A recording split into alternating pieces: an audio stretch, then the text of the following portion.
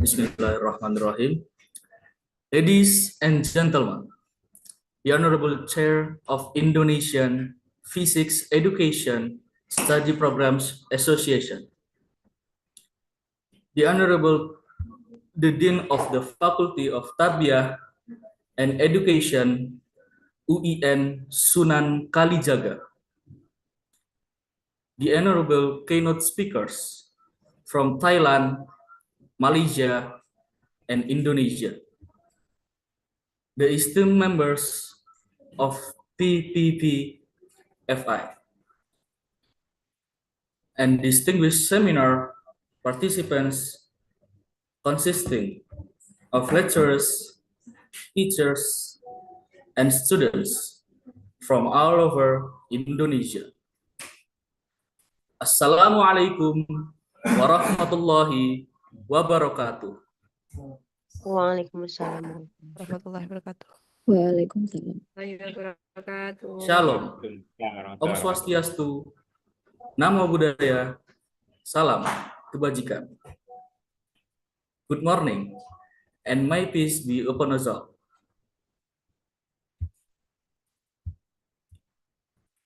Welcome to the International Seminar on Physics Education, held in conjunction with the 4th National Working Meeting of Indonesian Physics Education Study Programs Association,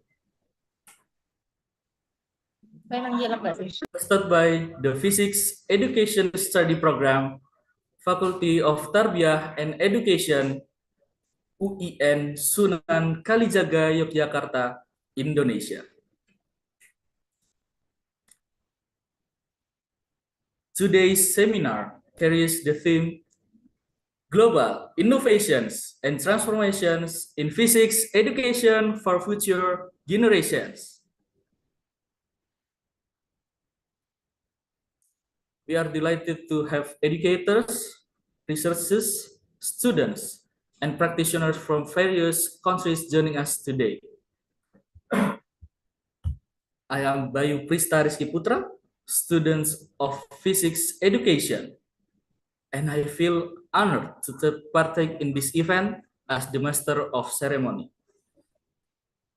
Please allow me to briefly present today's agenda. The first, opening by Master of Ceremony. The second, singing the Indonesian National Anthem, Indonesia Raya. The third, singing the hymn of UIN Sunan Kalijaga, Yogyakarta. The fourth, recitation of the Holy Quran. The fifth, welcome remarks by the Vice Chair of Pppfi and the Dean of the Faculty of Tarbiyah and Education, UIN Sunan Kalijaga. The sixth, plenary sessions by our honored speakers from Thailand, Malaysia, and Indonesia. Seventh, discussion and Q&A session. Last but not least, is closing. Let's open the seminar with reciting Basmalah together. Bismillahirrahmanirrahim. Bismillahirrahmanirrahim. Bismillahirrahmanirrahim. Bismillahirrahmanirrahim. To begin our event, please let us rise and respectfully sing the national anthem Indonesia Raya, and then continue by singing the hymn of UIN Sunan Kalijaga. Please, for the participants, let us rise and respectfully sing the national anthem Indonesia Raya and the hymn of UIN Sunan Kalijaga.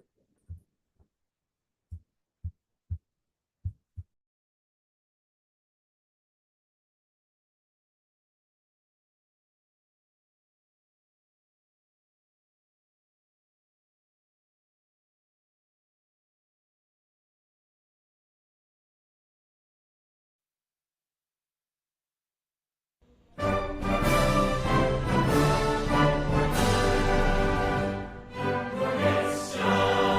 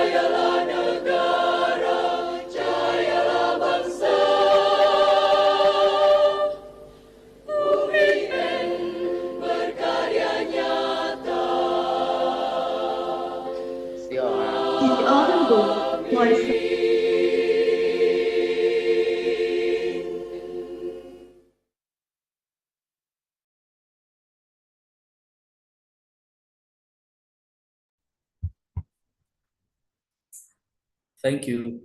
Please be seated.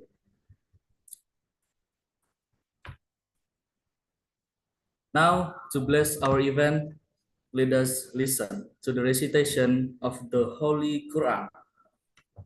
The recitation will be delivered by Syahirul Alim.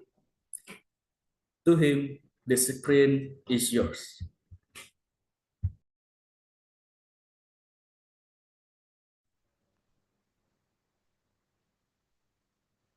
Assalamualaikum warahmatullahi wabarakatuh.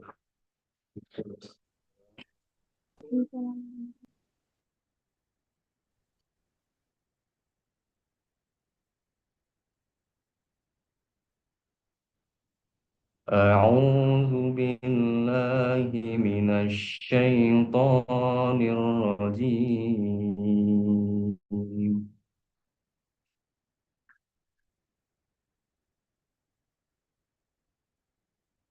Bismillahirrahmanirrahim.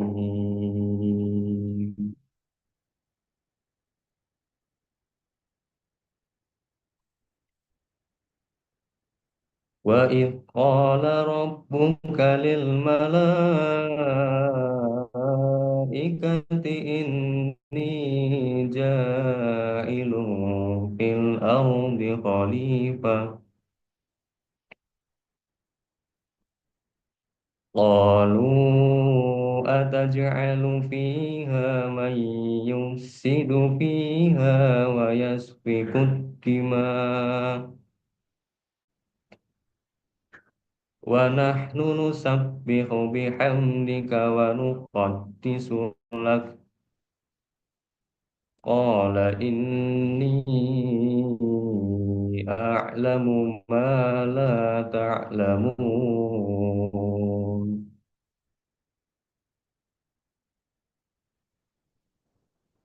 وَعَلَّمَ آدَمَ الْأَسْمَاءَ كُلَّهَا ثُمَّ عَرَضَهُمْ عَلَى الْمَلَائِكَةِ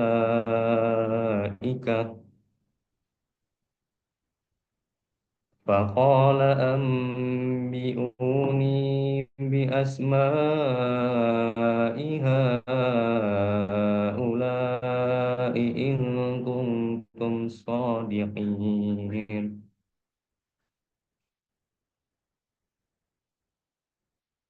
قَالُوا سُبْحَانَكَ لَا عِلْمَ لَنَا إِلَّا مَا عَلَّمْتَنَا إِنَّكَ أَنْتَ الْعَلِيمُ الْحَكِيمُ Shadaqallahul azim. Wassalamualaikum warahmatullahi wabarakatuh.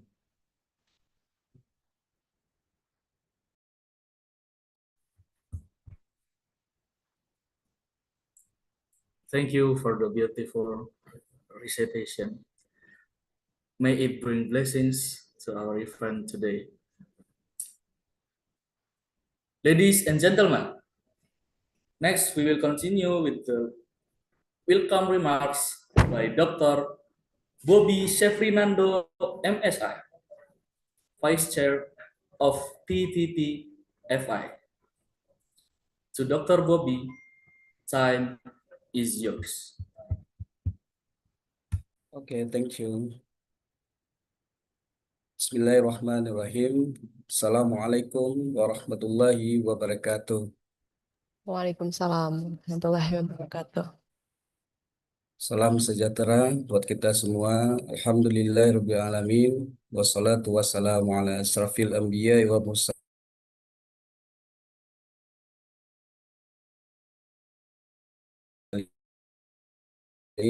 wa ala alihi washabihi ajmain. Amati Dekan Fakultas Ilmu Tarbiyah dan Keguruan UIN Sunan Kalijaga Yogyakarta, para pemateri, speakers, dan para partisipan.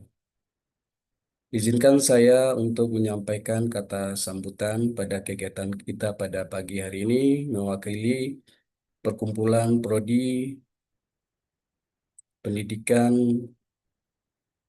Fisika Indonesia. Good morning, speakers and beloved participants. It's my greatest honor and sincere pleasure to welcome all of you to this international seminar, Physics Education, with the theme Global Innovation and Transformation in Physics Education.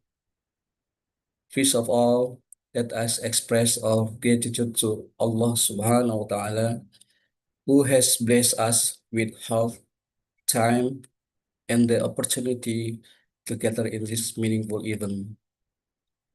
I would also like to extend my deepest appreciation to our speakers, Associate Professor Dr. Suttida from Prince of Sokla University, Thailand.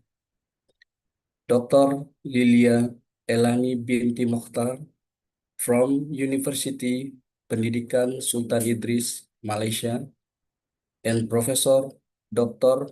Adam Malik, M.Pd, Chair of Pppfi.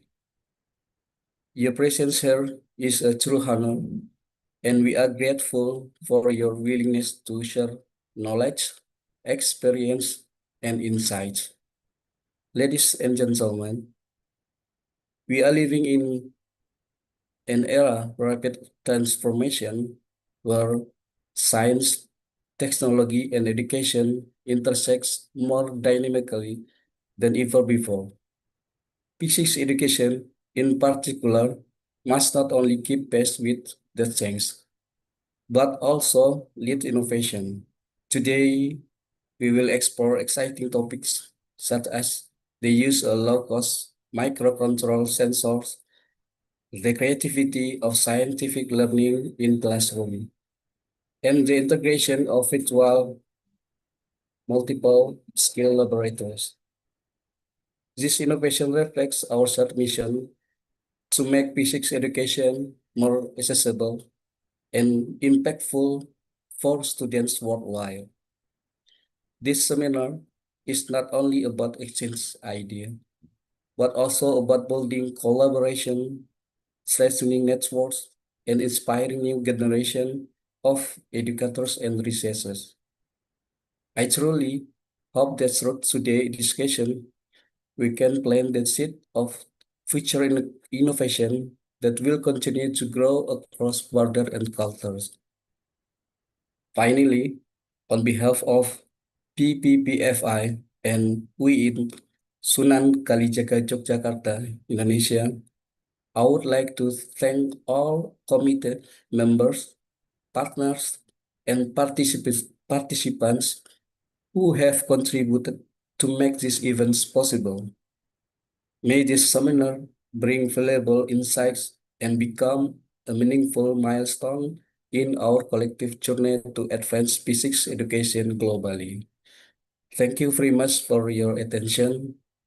Dan sekali lagi saya ucapkan terima kasih kepada seluruh panitia dari UIN Sunan Kalijaga. Semoga apa yang kita lakukan, kita laksanakan kegiatan ini membawa berkah kita semua. Saya akhiri sambutan ini dengan mengucapkan Assalamualaikum warahmatullahi wabarakatuh.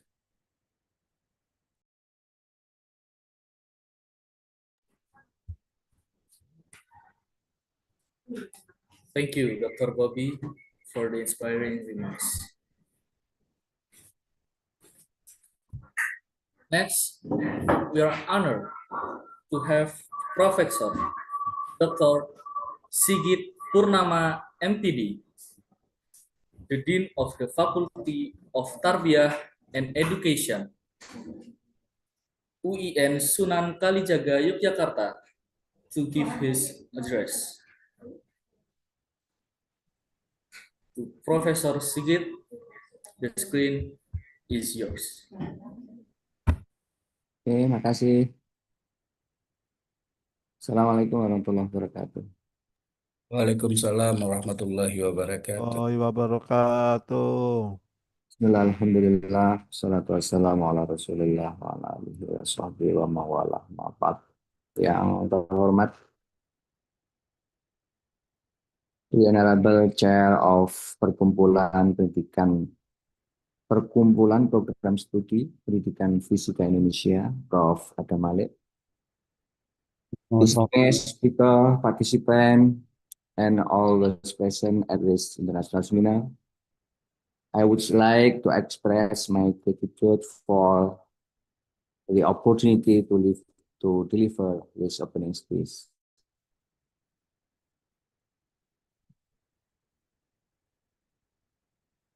The topic today's seminar,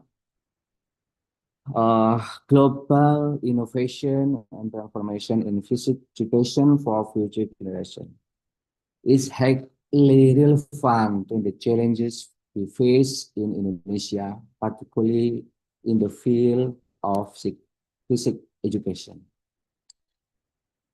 One of the most pressing challenges is the declining interest among students in physics education. Jadi tantangan kita hari ini adalah semakin menurunnya peminat siswa ya, untuk menjadi mahasiswa atau calon guru fisika. Saya kira ini tantangan besar bagi kita semua, para penggiat, ya, para dosen, para pengelola prodi pendidikan fisika di Indonesia. Bagaimana kita menghadapi situasi ini? Bagaimana ini isu nasional yang kita tahu semua. Bagaimana kita menghadapi ini? Bagaimana kita meningkatkan peminat para siswa SMA aliyah itu untuk masuk ke pendidikan fisika? Saya kira tantangan yang menarik gitu ya, para pengelola prodi. Bagaimana ini kita upayakan? Tentu asosiasi punya langkah-langkah tertentu gitu ya untuk mengatasi masalah ini. Tentu dampaknya adalah ya akan menghambat ya perkembangan ilmu pendidikan fisika dan teknologi ke depannya. Tentu kita akan semakin berkurang gitu ya, para pendidik ya, para guru fisika ketika input mahasiswa pendidikan fisika semakin berkurang. Topik hari ini saya kira dalam rangka untuk mengatasi itu gitu ya. Bagaimana inovasi dalam pendidikan fisika, terutama dalam pembelajaran itu terus kita tingkatkan agar guru, tentu saja kita calon guru, para pendidik, calon pendidik memiliki kompetensi ya, memiliki keterampilan yang cukup untuk melaksanakan pembelajaran yang menarik. Saya tidak tahu gitu ya, bukan orang fisika gitu, bagaimana membelajarkan fisika yang semenarik mungkin gitu ya, sehingga fisika itu menjadi mata pelajaran yang favorit bagi anak-anak kita, bagi para siswa di SMA ataupun di aliyah. Nah, ketika kita bisa menghadirkan pembelajaran fisika yang menarik, yang menggairahkan, yang menumbuhkan rasa ingin tahu kepada siswa, tentu secara simultan saya tidak langsung juga akan meningkatkan minat para siswa untuk belajar fisika secara lebih luas, secara lebih mendalam. Tentu kita berharap juga bahwa dengan kemenarikan pembelajaran fisika itu akan menumbuhkan, meningkatkan minat para siswa kita itu untuk belajar fisika secara lebih dalam. Nah, saya kira ini tantangan kita bersama ya di prodi fisika, pendidikan fisika ini. Bagaimana kita juga perlu terus mengkampanyekan ya pentingnya pendidikan fisika. Elon Musk ya itu memprediksi ya, profesi-profesi masa depan. Salah satunya adalah AI gitu ya. Kemudian energi terbarukan. Nah, energi terbarukan, bidang energi terbarukan ini butuh fisika. Kalau kita baca ya, isu-isu global, fisika nggak akan pernah mati gitu ya. Pendidikan fisika nggak akan pernah mati gitu. Fisika nggak akan pernah mati karena akan selalu dibutuhkan terutama dalam pengembangan energi-energi terbarukan. Tapi bagaimana kita mengkampanyekan itu, bagaimana kita mempromosikan itu. Demikian juga profesi pendidik juga nggak akan pernah mati gitu ya kalau kita lihat isu-isu atau perkembangan di global. Nah, untuk itu saya kira topik seminar ini menjadi penting, menjadi menarik dengan harapan mudah-mudahan betul-betul bisa menghadirkan ya transformasi dan inovasi. Benar-benar bisa membuat kita berubah, bertransformasi dan membuat inovasi dalam pendidikan fisika itu terutama dalam pembelajaran. Untuk itu atas nama Fakultas Ilmu Tarbiyah dan Keguruan UIN Sunan Kalijaga Yogyakarta, saya sangat berterima kasih prodi kami diberikan kepercayaan untuk menyelenggarakan seminar internasional ini. Mudah-mudahan kegiatan ini nanti bisa berjalan dengan baik dan lancar. Demikian yang saya sampaikan, kurang lebihnya mohon maaf. Assalamualaikum warahmatullahi wabarakatuh.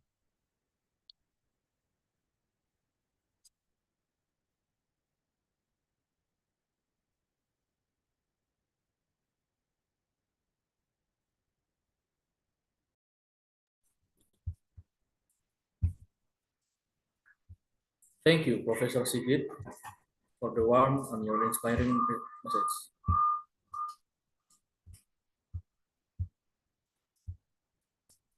Next session is plenary sessions. Before we begin the plenary sessions, allow me to introduce our moderator today. Please welcome Mrs. Iva Nandia Atika, S.Pd, M.Ed, is a lecturer in physics education at the Faculty of Tarbiyah and Education, UIN, Sunan Kalijaga, Yogyakarta. She earned her Master of Education from Hiroshima University in Japan, specializing in educational development in natural science.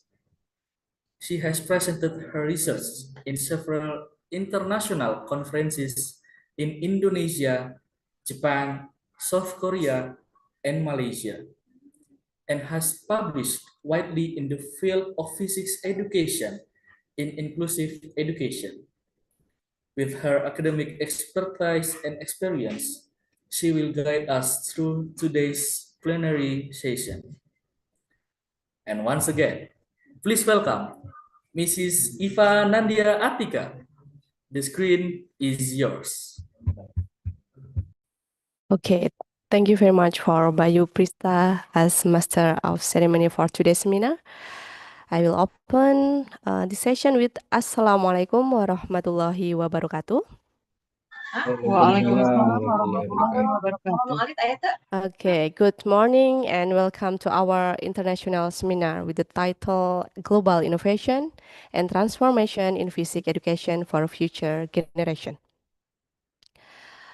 So, this academic event is proudly organized by the Indonesian Physics Education Study Programs Association or Perkumpulan Prodi Pendidikan Fisika Indonesia, Pppfi, hosted by the Physics Education Study Programs, Faculty of Tarbiyah and Education, Sunan Kalijaga, Yogyakarta State Islamic University, Indonesia. So we would like to express our sincere appreciation to the three of our distinguished speakers. There are Associate Professor Dr. Suttida from Thailand, and then Dr. Lilia Elani Mohtar from Malaysia, and Professor Dr. Adam Malik, M.Pd from Indonesia.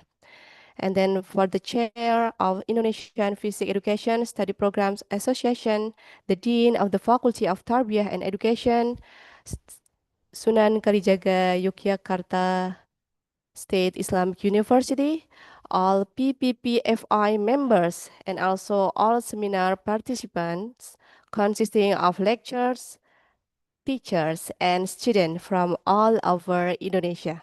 Thank you for your support and participation to joining this seminar. So, my name is Iva Nandia Atika, and it is my pleasure to moderate today's keynote session. We have three distinguished speakers that will share their experience and expertise on innovation and transformation in physics education. So before we begin, I would like to brief overview of the today's session. Yeah, the first, our keynote speaker will present their material approximately 35 minutes. And then we will open Q&A session after all keynote speakers have delivered their presentation. So for the audience, please feel free to raise your hand virtually or type. Okay, or type your question in the chat box, and then we will address them during the Q&A session. And then please keep your microphone mute. Okay. Okay. Okay, I will repeat it again.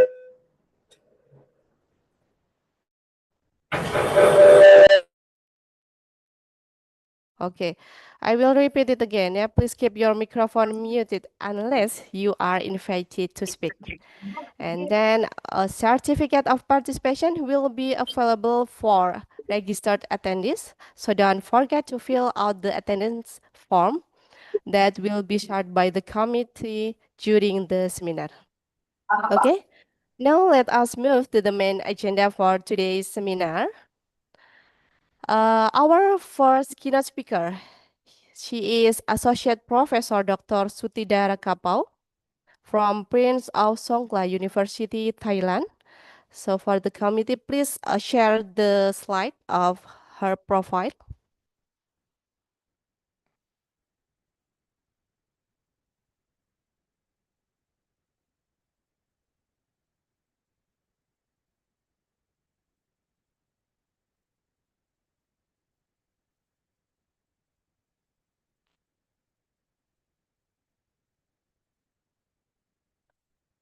Okay.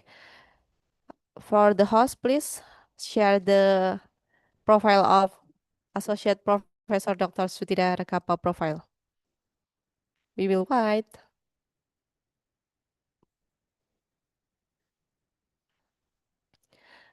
Okay, we will also read it.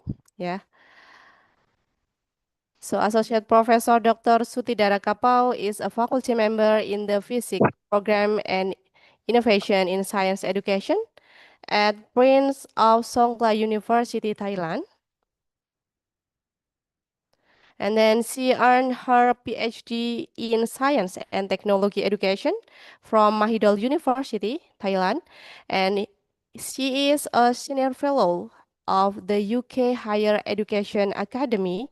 And her research focuses on physics education, student learning analysis, and the development of low-cost microcontroller sensor for innovative physics teaching and learning.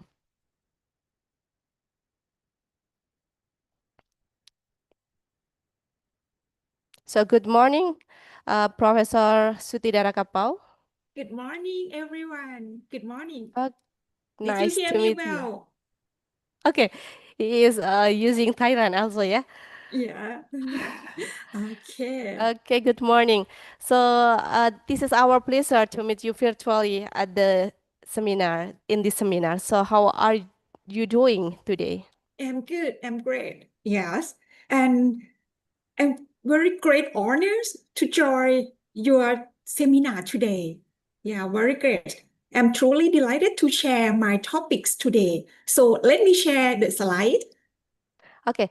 Okay, so wait a moment, Professor Suttida. So we are truly privileged to have you with us in today's seminar to share your insight on the theme of low-cost microcontroller sensor for innovative physics education. So Professor Suttida, the screen is yours. Okay, thank you.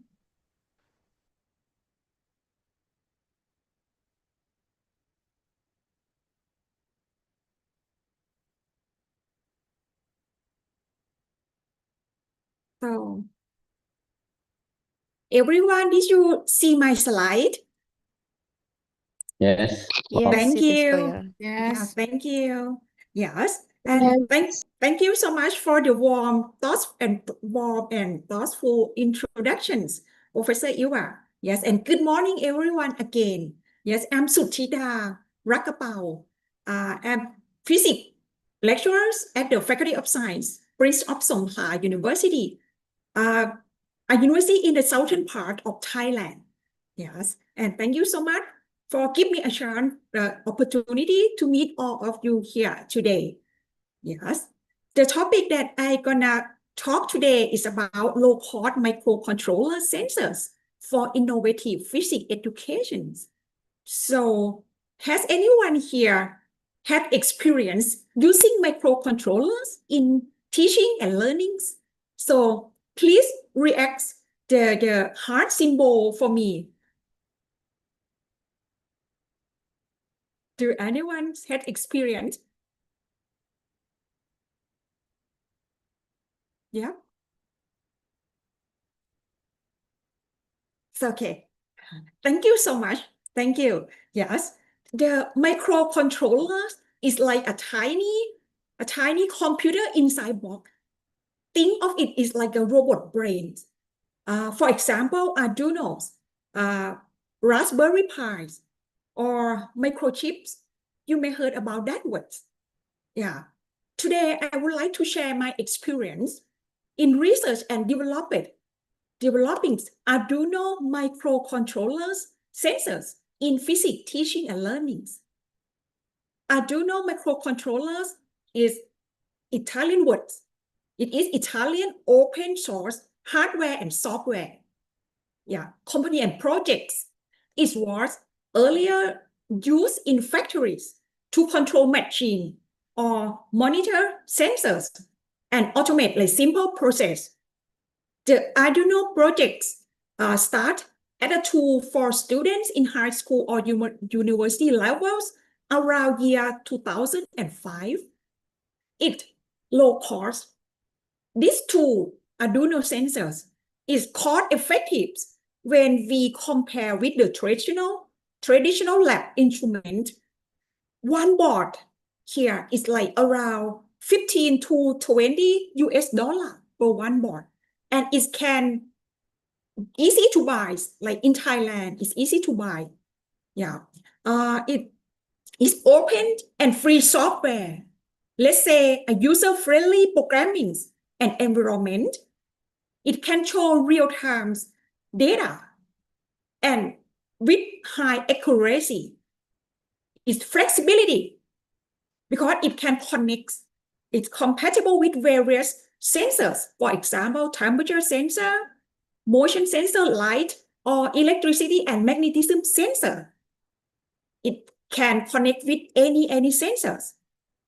It can foster the computational thinking and problem-solving skills.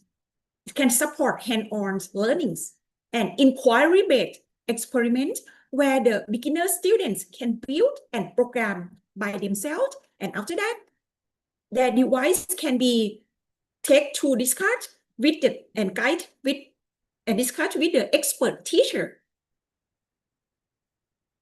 My research team at PSU, the main person here, 4 of us, and the other we have some staff to help us to do the Arduino works. We spent time around 7 to 8 years with the Arduino projects. We got scholarships from Thai government under the unit Thailand Science Research and Innovations. The goal of this research, the scholarship that we obtain is about research and develop teaching tool from Arduino sensors and help Thai high school teacher to learn about Arduinos. The main target groups of our purpose is high school teacher in the southern part of Thailand. We train teachers in both on-site, online channels. Here are examples, and here are some examples of activities that our teams have undertaken over past few years. For example, we manage workshops for teachers and educators at the conference. For example, the 49th conference, STT, or we call International Congress on Science, Technology, and Technology-Based Innovations last year. And we also talk in the conference, workshop at the conference, Siam Physics Congress, the 20 times of the Siam Physics Congress, the conference in Thailand. And we also have experience in training foreign teachers, like Cambodia teachers. And we also have experience in 2020, we managed an Arduino workshops for Indonesian teachers at the conference named Icon Smart Conference at Bali, Indonesia. That very great experience that our team obtained from that. And today, I would like to share our experiences in integrating Arduino in physics teaching and learning with all of you today. So the main topics that I will talk about Arduino and its potential in education and how to apply Arduino in physics. I will show you some example based on my research. And then we are going to talk about the trend in physics education research, or PER. The Arduino projects, and I mentioned earlier, it starts in education as a teaching tool for students, even though high school or university, around year 2005. And we found that in 2011, the first papers that use Arduino as a tool for physics experiment were published. The first paper started in 2011. And after that, here is the graph to show the growing trends of using Arduino-based sensor in PER. I use the keyword Arduino education and physics to search the paper that published from year 2011 until now. I would say this month on September 20. Yeah. In the Scopus database, I found more than 1,000 documents, again, in the field of physics and astronomy area, but only in English language. Yes. Here the publication by year. You will see the trend of the publication that use Arduino as a tool in physics education, like increase year by year. And the publication that I collect from the Scopus database, you will see that from the figure, most are conference papers. It is 61% is a conference papers.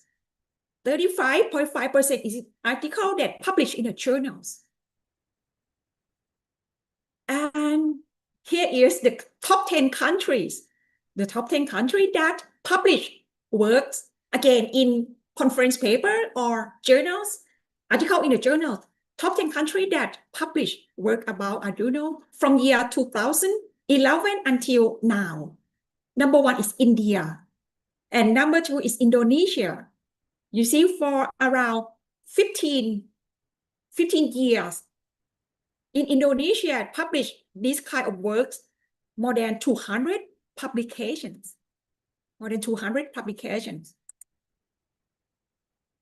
When we consider the distribution of the Arduino documents by physics field, you see, from modern physics, 8%, mechanics, fluid mechanics, equipment, electricity, and magnetism, astronomy, thermodynamics, oscillation, and waves, optics.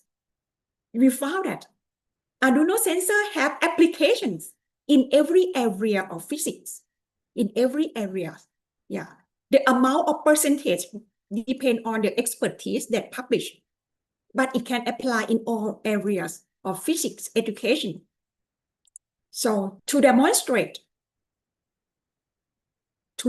how to apply the Arduino sensor in physics classroom, I will show you some of our works that we publish. I will start from the concept of mechanics. In the concept of mechanics, we design the Arduino sensor, Arduino IR sensors for the first year students, first year physics students to study, to do laboratory about young modulus of the steel ruler. So the young modulus is like the stiffness, the stiffness of the steel ruler. That ruler we use in general in everyday life, in student life in general. The conventional way to find modulus of the steel or material is like we use the deflections, the static deflection method. But here our team design a new method by using the same concept, the old concept of oscillation. We found that if we add mass at the end of the ruler, that make it like it look like a cantilever, and push it a little bit and make it vibrate like a simple harmonic motions. It period T. When we vary M here, mass here, can be explained by using these equations. We use Arduino IR sensor at a timer, very high accuracy timer to measure it. And after that, ask students to plot graph, a linear graph with T and M. Finally, we can find E here, or young modulus of these steel rulers. So we compare this technique and the static deflection techniques, and we found the value in the same ranks. Here is one example in the mechanic concept. Moreover, our team have developed Arduino sensor as a timer of frequency device to study about physical pendulums and damped oscillation too. For the device that serve for the topics of waves and optics, we set this experiment using Arduino sensor. Like when we talk about Doppler effect of sound waves, we design this experiment for our second year physics students. We know that when we teach the topics, the popular misconception of our students is about when the car or the ambulance, the fire trucks, or the sound source move away from the observer. Students believe and have misconception that the car or the fire trucks will produce higher frequency when it moves away. That is a popular misconception that we found. And moreover, we teach Doppler effect for the linear movement of a sound source. And one day, one of my students talking about what's going to happen if the ambulance or the fire truck move at a curved road. What's going to happen with Doppler effects? So my team, we think about that, and we design this setup using Arduino. We use mobile phone, the application in the mobile phone, in the Android application called Hertz. We use it at a sound source, and we make the sound source rotate by using motor, rotate with a circular motion. And after that, we design the Arduino sensor to observe at an observer here. And after that, we can study about the Doppler effects for the sound source that move in a circular motion here. You can see from the diagram here. We found that from the diagram here is the observer here that demonstrated by our Arduino sensors. You see that the velocity V here, the velocity of the sound source or the mobile phone rotate in a circular motion, rotate. And the direction of V of the sound source or mobile phone to the observer change over time, right? Change over time. So here it change over time and it in the term of cosine here. So we just change V short here and put in the common equation that we know. Yes. But because of the motion of the mobile phone, when we change it frequency, the application heard in the Android mode, we can change it frequency, and we found that some noise and happen. So some noise occurs. So we have to moderate noise signals and moderate signal by using lab views. Here are our real experiment. Yeah, we use our mobile phones, things like that. This work we published in a journal, Physics Education. We use with our students for the second year physics students. Here are some examples of thermodynamics concept. For the thermodynamics, you will see that here is the instant noodles. I'm pretty sure many of you are familiar with that. Yeah, and my student too, they are familiar with instant noodles. So we use instant noodles, and in general, when we pour hot water in that, and we're gonna think like, how long should we wait until we can eat, until the noodle cook and we can eat it?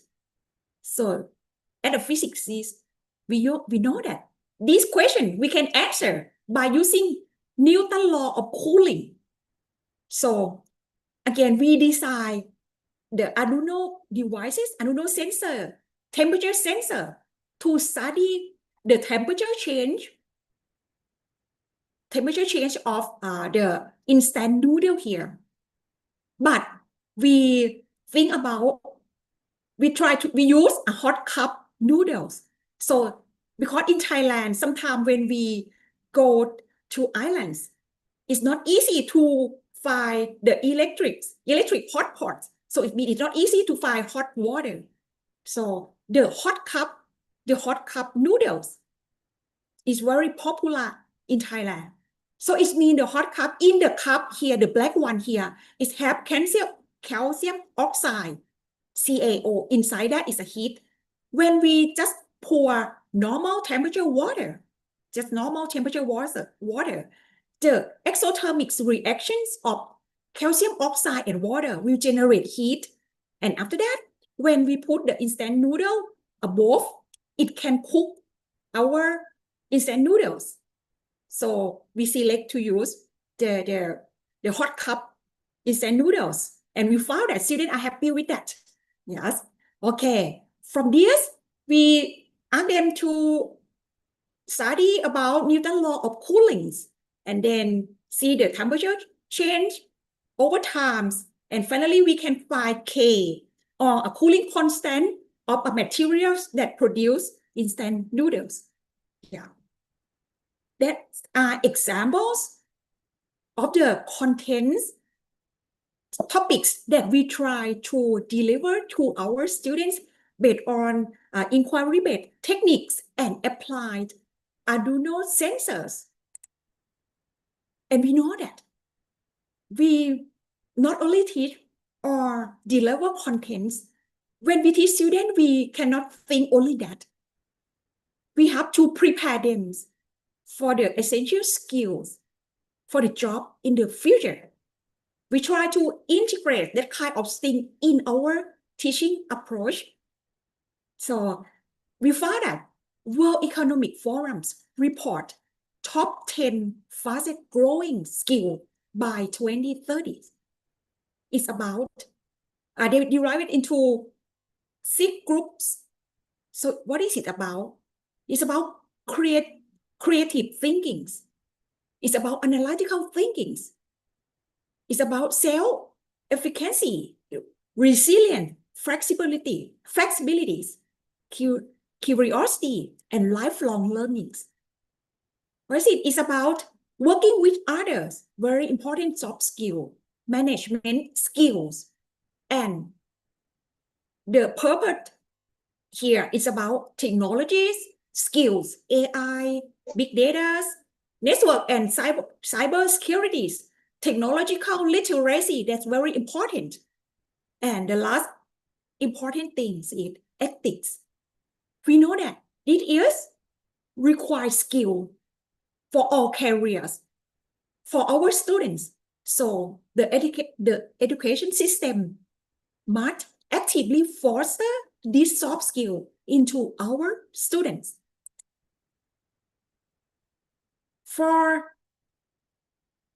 And trends. And for the trend in physics education research are consistent with and supportive of those top 10 skills that World Economic Forums explain.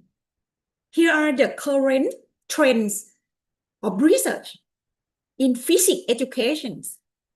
It's about emerging technologies, pretty sure AI, computational thinking, diversity, equality, inclusion in physics education, cognitive approaches, interdisciplinary and real-world connection. And the last one, very important, how to support our careers, our communities. So we have to have like teacher education and professional development. So for the emerging technology, AI, I'm pretty sure most of you use and know about ChatGPT, Gemini, Perplexity, Claude, or whatever another generative AI that we use. It is a widely recognized and increasingly accepted as a tool in physics education and another fields in education. Moreover, for the trackers, we have this before. I think most of you know about this. For the trackers, it's still trends in physics education research. Tracker is like a free video analysis program here developed by physicists. You can upload, you record a video and you upload into the tracker program. You can free install in your computers. When you upload, you can use tracker program to track and find the velocity, the acceleration, or the angle of the object movement. You can record the everyday light video. And moreover, you can capture the image and then upload in the tracker and analyze for the spectrum, the thing like that. So it still trends in physics education research. Or at the top of my slide is about the interactive simulation PET, PHET. I'm pretty sure most of you have used about this before, and it is still be trend in physics education. Yeah, this interactive simulation was developed in 2002 by the Nobel laureate Carl Wieman that you know and his colleagues. It covers many topics in physics, science, and mathematics, right? And it provides many teaching resources and activities. It was translated into more than 130 languages. It's commonly used in our research in physics education. So that I mentioned, AI is or another generative AI, not only ChatGPT or many things, DeepSeek, or another brand things. It is recognized as a valuable tool in teaching and learning, which evident it is effective here, like that paper in computer and education. So like using AI is effective.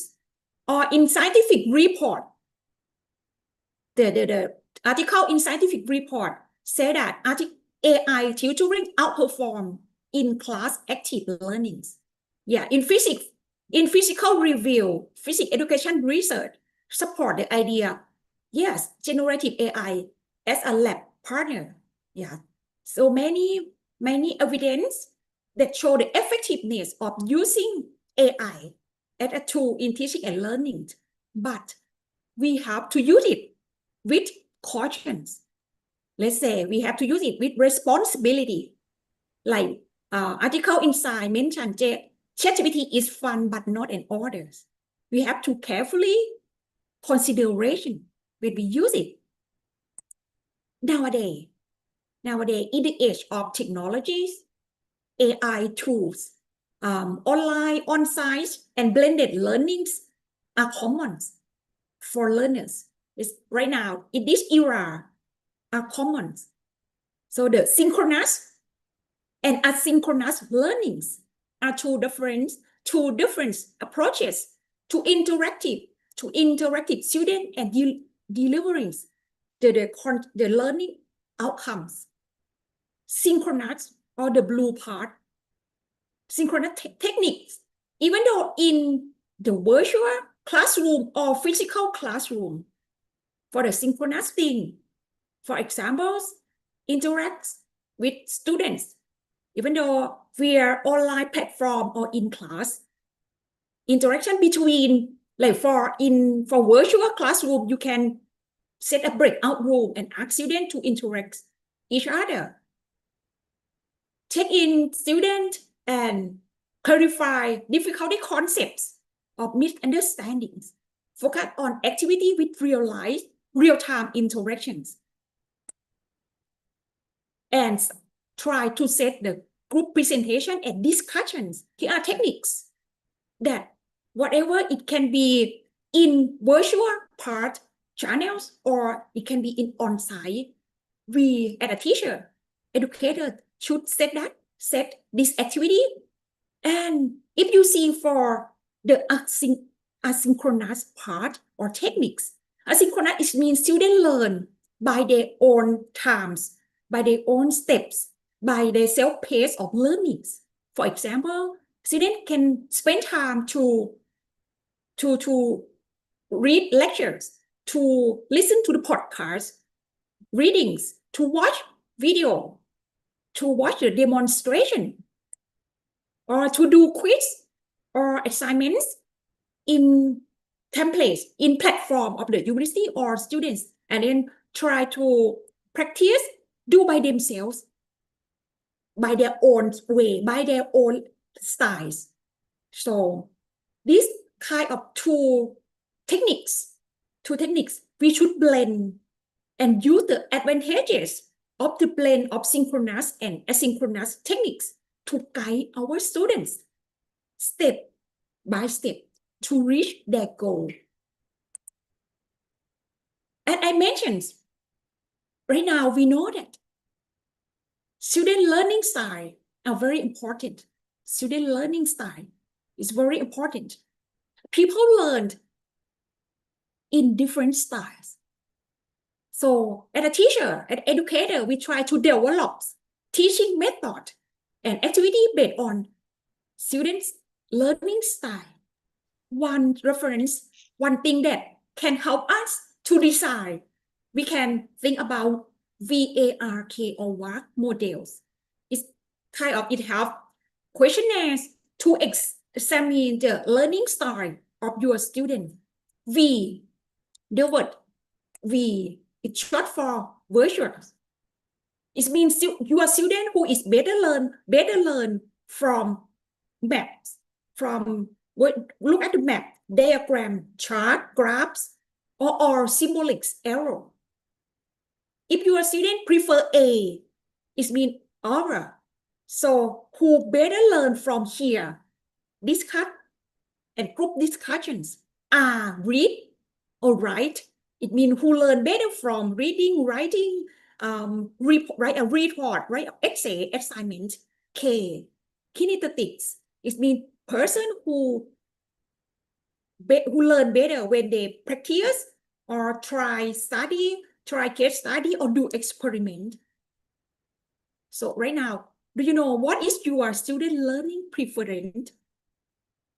from the research, we found that after COVID-19, from year 2012, 2022 until 2023, the research have collect data from more than 1 million persons about WARC model using WARC, WARK, WARC questionnaires. And they found that 34% of the sample prefer single preference. So you can guess they prefer kinesthetics or learn by doings. However, 66% of the samples prefer multimodal preference. They can learn from more than one techniques, more than one method. So as a teacher, we can use this and try to understand in deeply what is your student's learning style. And after that, we try to design teaching method to match what they are learned, what they have learned. So this all for my presentations today. Thank you very much for your kind attention. And the slide and the publication that I mentioned today, you can download from this QR code. Yes. So thank you very much, everyone, again. Amazing. Thank you very much for Professor Suttida. That was very interesting, Professor, because technology can indeed support the learning process right now. And I think it's also can develop students' skills, especially in creativity, in analytical thinking, as well as other skills that Professor mentioned before. So for all participants, if you have any question, please wait till the Q&A session. So stay tuned because we will move to the next speaker first. Thank you again, Professor Suttida. Thank you so much. Oke, menarik sekali ya Bapak Ibu dan rekan-rekan mahasiswa. Jadi sekarang ini penggunaan teknologi Arduino itu bisa kita terapkan dalam dunia pendidikan. Tinggal kita mau belajar nih seperti yang sudah dilaksanakan oleh Profesor Suttida. Ya, oke. We will move to the next speaker. Next, we are honored to welcome our second speaker, Dr. Lilia Elani Mohtar from University Pendidikan Sultan Idris, Malaysia. Ya Bu, boleh dengar saya Bu? Oke, Alhamdulillah. Good morning, Bu Dr. Lilia. Ya, good morning Bu Iva, Nadia. Ya, cantik sekali Bu ya. Baru dapat jumpa Masya kita Allah. di WA saja. Oke. Betul ya. Oke, so Dr. Lilia Elani Mohtar is a lecturer at the Faculty of Science and Mathematics, University Pendidikan Sultan Idris, Malaysia, specializing in physics education, right? Yes. And she holds a PhD in science education from University Kebangsaan Malaysia. And then her research includes STEM integration, inquiry-based learning with augmented reality, and the development of contextual and innovative physics learning modules. So Dr.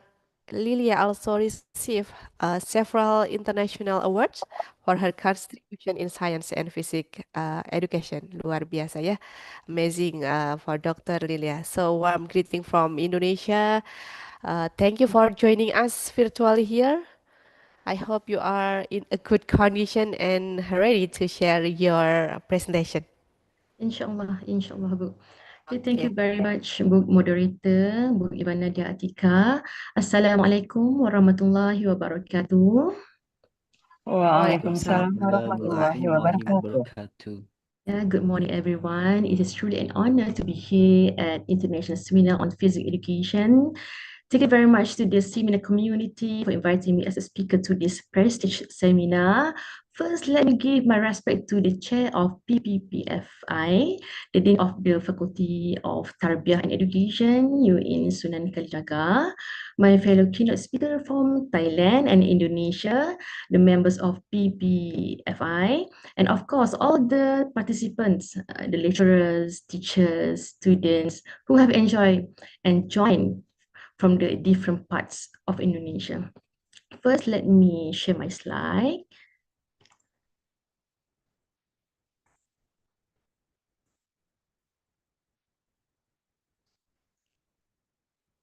Bu Iva boleh nampak tak slide-nya? Sudah nampak slideshow mungkin Ibu. We can see it Slideshow. clearly. Okay. Okay, sekarang sudah slideshow ya Bu ya? Okay. That's perfect. Okay, thank you Bu Iva. First of all, let me introduce myself. I am a senior physics education lecturer in the Faculty of Science and Mathematics, Department of Physics. This is my main entrance of my university, di mana Ibu Iva tadi beritahu Dean akan datang ke M.Si ya pertengahan Oktober ya Bu ya. Jadi saya juga ingin mengalu-alukan para dosen daripada universitas lain selain Sunan Kalijaga, sebab memang ramai delegasi daripada Indonesia datang ke UPSI dan kami sangat mengalu-alukan networking bersama. Dan jadi kami akan siapkan segala peralatan materi untuk dikongsi bersama dengan bapa-bapa, ibu-ibu dan juga mahasiswa. Jadi welcome to UPSI. This is one of my blocks of my faculty. We have 5 blocks actually, where we have 4 departments: physics, chemistry, mathematics, biology, and 1 block for administrations. So this is my lab, which is I call my lab Smart Classroom, where in my lab I implement and I do my lecture in this laboratory. Same to all of you mahasiswa, di mana mahasiswa akan laksanakan lecturing, experimenting, produce innovation products. Inilah yang saya ajar kepada pelajar, di mana mahasiswa saya adalah bakal guru fizik yang akan bekerja di sekolah. Sama juga seperti mahasiswa yang mendengar acara ini.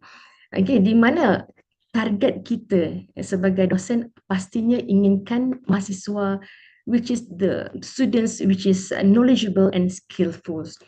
Seperti yang Bapak Sigit beritahu tadi, the enrollment of the students into physics problems become lower.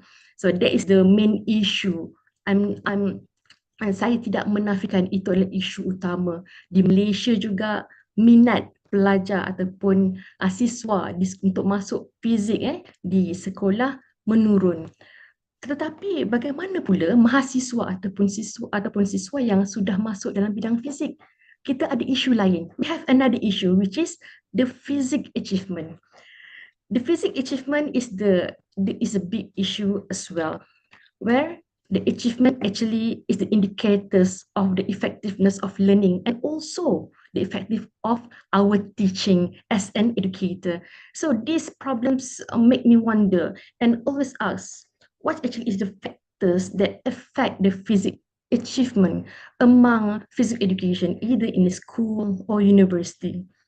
So in my study during my PhD, to answer this question, what actually the factors that affect the physics achievement, I look at the very basic theory of the domains of learning. What actually we want to develop from our students, even from ourselves as a learner. First is the cognitive domain. Everybody in education know this domain and know who is Bloom. Okay, Bloom said that there are 3 domains that we want to develop. First is cognitive, affective, and psychomotor. So in my PhD study, I decided to take 2 domains, which is cognitive and affective, because psychomotor I'm not take it into my research, because I strongly believe that if we are intellectual enough, if we are knowledgeable enough, we can do it psychomotorly. Okay, we can do it. So the prior thing that we have to polish up is actually, the first thing is cognitive, and second domain is is effective. But for this presentation, for this today's sharing, I just want to share with you about the cognitive aspect. In the cognitive aspect, there is a lot of aspect and skill that researcher look and do the studies, including creative thinking. Why I really love to study about creative thinking, because creative thinking is the skill that's education emphasized even long time ago. Even before the STEM educations, we take it seriously to implement in the school. Creative thinking skill already emphasis in before the STEM education, even before the PAK 21, STEM creative thinking also have to emphasize in our teaching and learning process. So I take seriously about thinking creative skill to as my variables to study deeply for my PhD level. So in my sharing, I would like to share to all of you about scientific creativity. But before we understand and can differentiate about, between scientific creativity and generativity, I would like to share to all of you the concept of creativity. Ya, ibu-ibu dan bapa-bapa serta mahasiswa, kita tahu bahawa kreativitas ini memang selalu ditekankan. Kita tahu kita belajar perlu ada kreativiti, kita mengajar perlu ada kreativiti atau kreativitasnya. Tetapi adakah kita memahami kreativitas itu apa sebenarnya dan bagaimana ataupun apakah kreativitas yang sesuai dalam bidang kita, iaitu bidang fizik. Jadi mari kita melihat konsep. Let's really look at together the concept. First is general creativity. Okay. When we talk about the creativity, we have to very understand the definition of the term. Okay, to understand the term or the concept of creativity, we can simply look at the characteristics of general creativity.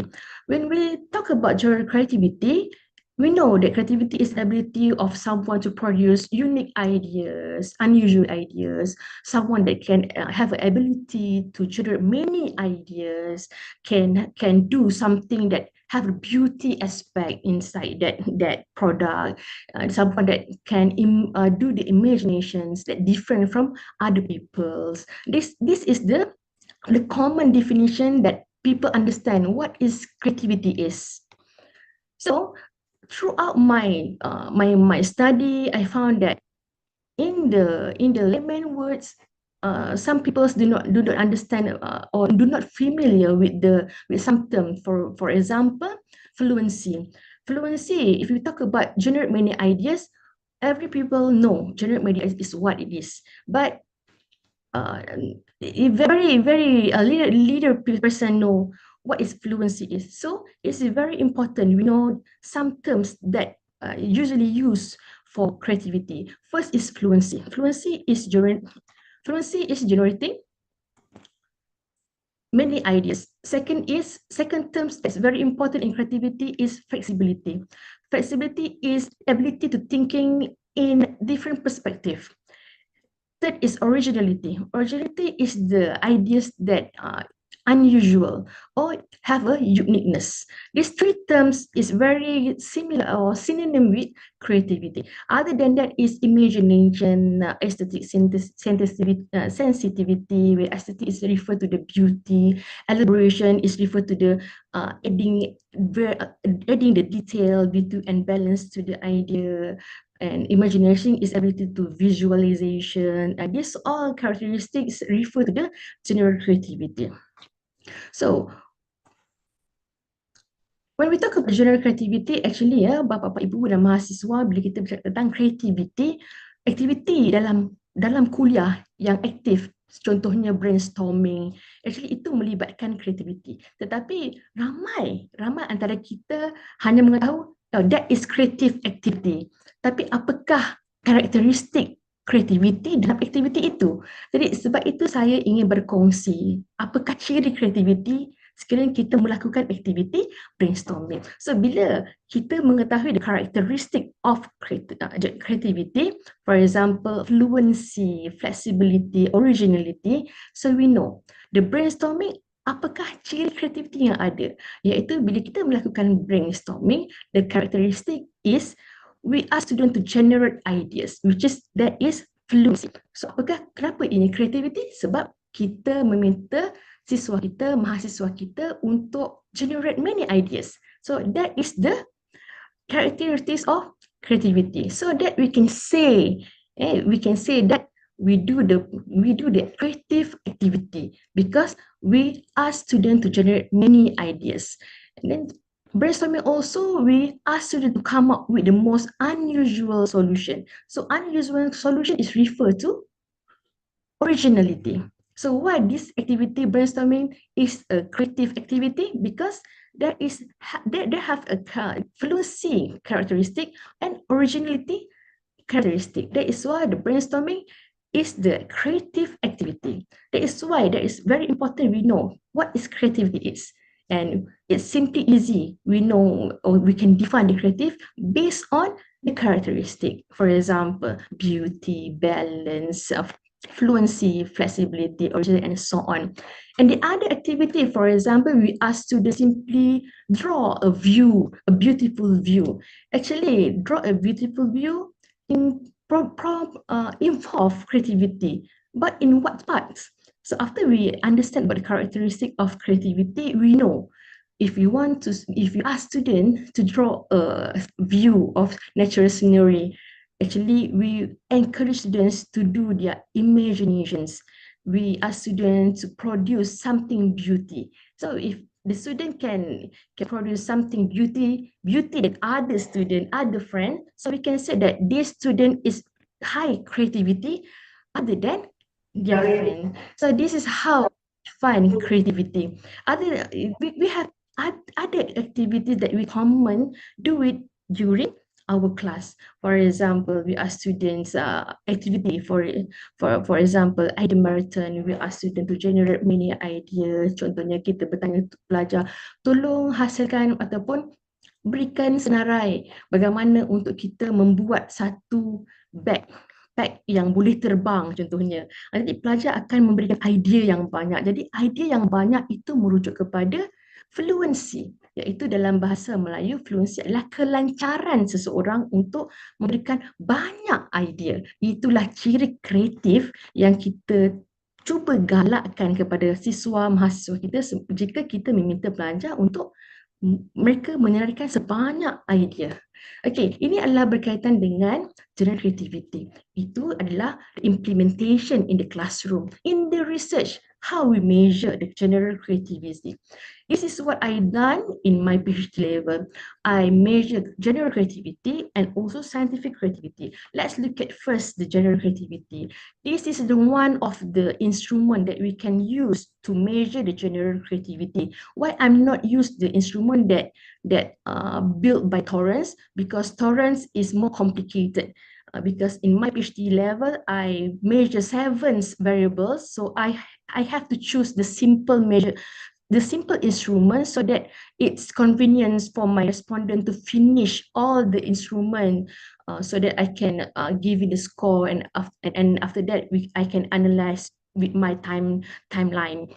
So I use Urban Angelan instrument creative thinking drawing product, which is you can see in this instrument there is 5 elements, which is this element is incomplete elements.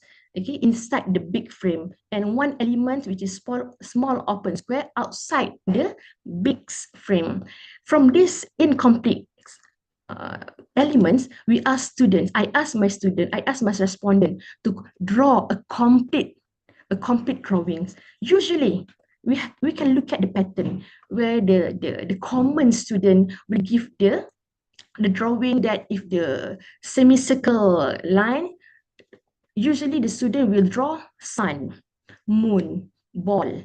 And for the curved line, the student will draw tree, flower. This is we can label or categorize this type of drawing to the lower general creativity. How about the high creativity? This is what I found, or some of my findings, which is show a high creativity, which is in the term of general creativity. We can see And I'm not expected, saya tidak menjangkakan mendapat dapatan seperti ini dalam kalangan pelajar fizik. Sebab saya menjangkakan pelajar fizik tidak akan boleh melukis sebaik ini. Di mana mereka, pelajar fizik ini selalu mereka lebih kepada logical, matematikal kan. Jadi bila saya memberikan instrumen ini kepada 400 pelajar fizik berumur 16 tahun, jadi ini yang saya dapat, yang paling kreatif lah yang saya dapat. First, we can see the theme is about the refraction of lights. The second theme is about the extreme games. The third theme, the student draw about the Kuala Lumpur city center. And the last theme is about the pollutions. Even though the student draw sun for the semicircle lines, but the sun have shown the emotions, set emotions. So all the emotion have a score for me to measure the creativity. The total marks for this evaluation is 17 marks. So for my findings of this data analysis, I found that only 10 students, 10 physics students that show high above average, which the score is higher, more than 64. And a lot of majority students score less than 37, which is far below average. This is for general creativity. How about the scientific creativity? Because of my focus is about creativity, I think it is balanced for me to do my research general together with the scientific creativity. Scientific creativity, the concept is similar with the general creativity. We have to generate many ideas, unique ideas, think to the different perspective, fluency, flexibility, and origin, all is there. But the added value is the ideas or the products must be applying conceptual, scientifically. We must, the idea must be applying concept, the theory, and the principle of physics. If there is no conceptual reasoning, there is no scientifically justifications, the idea is not considered as creative. There is the difference between general creativity and scientific creativity. In my research, actually, I built the theory, what is the meaning or what is or how to measure the scientific creativity. So to make a definition of scientific creativity, I have to look at the components of the creativity models from the previous studies. This is the two models that I refer, which is Guilford and Hu and Ade. From this model, you can see there is a lot, many components that involve or include in scientific structures creativity model. However, in my study, I just take two components, which is fluency, flexibility, and originality. With these three aspects, I put in under the divergent thinking, which is kita ada fluency, flexibility, dan originality yang menjadi karakteristik to the general creativity ataupun creativity. Jadi melalui pembacaan kajian lepas, saya mendapati bahawa ketiga-tiga ciri ini merupakan pemikiran divergent. Dalam bahasa mudah, pemikiran divergent adalah pemikiran yang meluas. Seseorang yang kreatif adalah seseorang yang boleh berfikir secara meluas, menunjukkan ciri kelancaran idea, menjana banyak idea, menunjukkan ciri flexibility, dapat memberikan banyak idea melalui banyak perspektif, dan juga originality. Dan semua ketiga-tiga, fluency, flexibility, originality ada di bawah payung pemikiran divergent. That is the first dimensions of my scientific creativity variables. Second is creative products. And because of my research is scientific creativity, my fluency, flexibility, originality, which is the divergent thinking, is must be applying the concept of physics. Together, it's same with the creative product. The creative product is must consider all the concepts, physics, theory, and all the scientific conceptual physics into the ideas or the products that produced by my respondent. Okay, this is Sam Amos. Actually, Sam Amos is the software that we can use in our research to validate the model, which is the model we have the dimensions, right? So there is lots of analysis that we can use to validation, for example, EFA, CFA. So SEM Amos is the one analysis that we can use to validate our components or our variables, subs construct in our variables. Okay, after all the data fits in from my analysis, finally I come up with the concept of scientific creativity, which is scientific creativity. They must be referred to divergent thinkings and creative products in physics. The definitions of fluency, flexibility, and originality I just take from the torrents, but I add the one important features here, which is applying concept, theory, and principle of physics.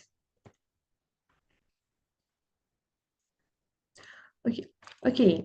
The information about scientific creativity bring us to understand and rearrange our steps of activities.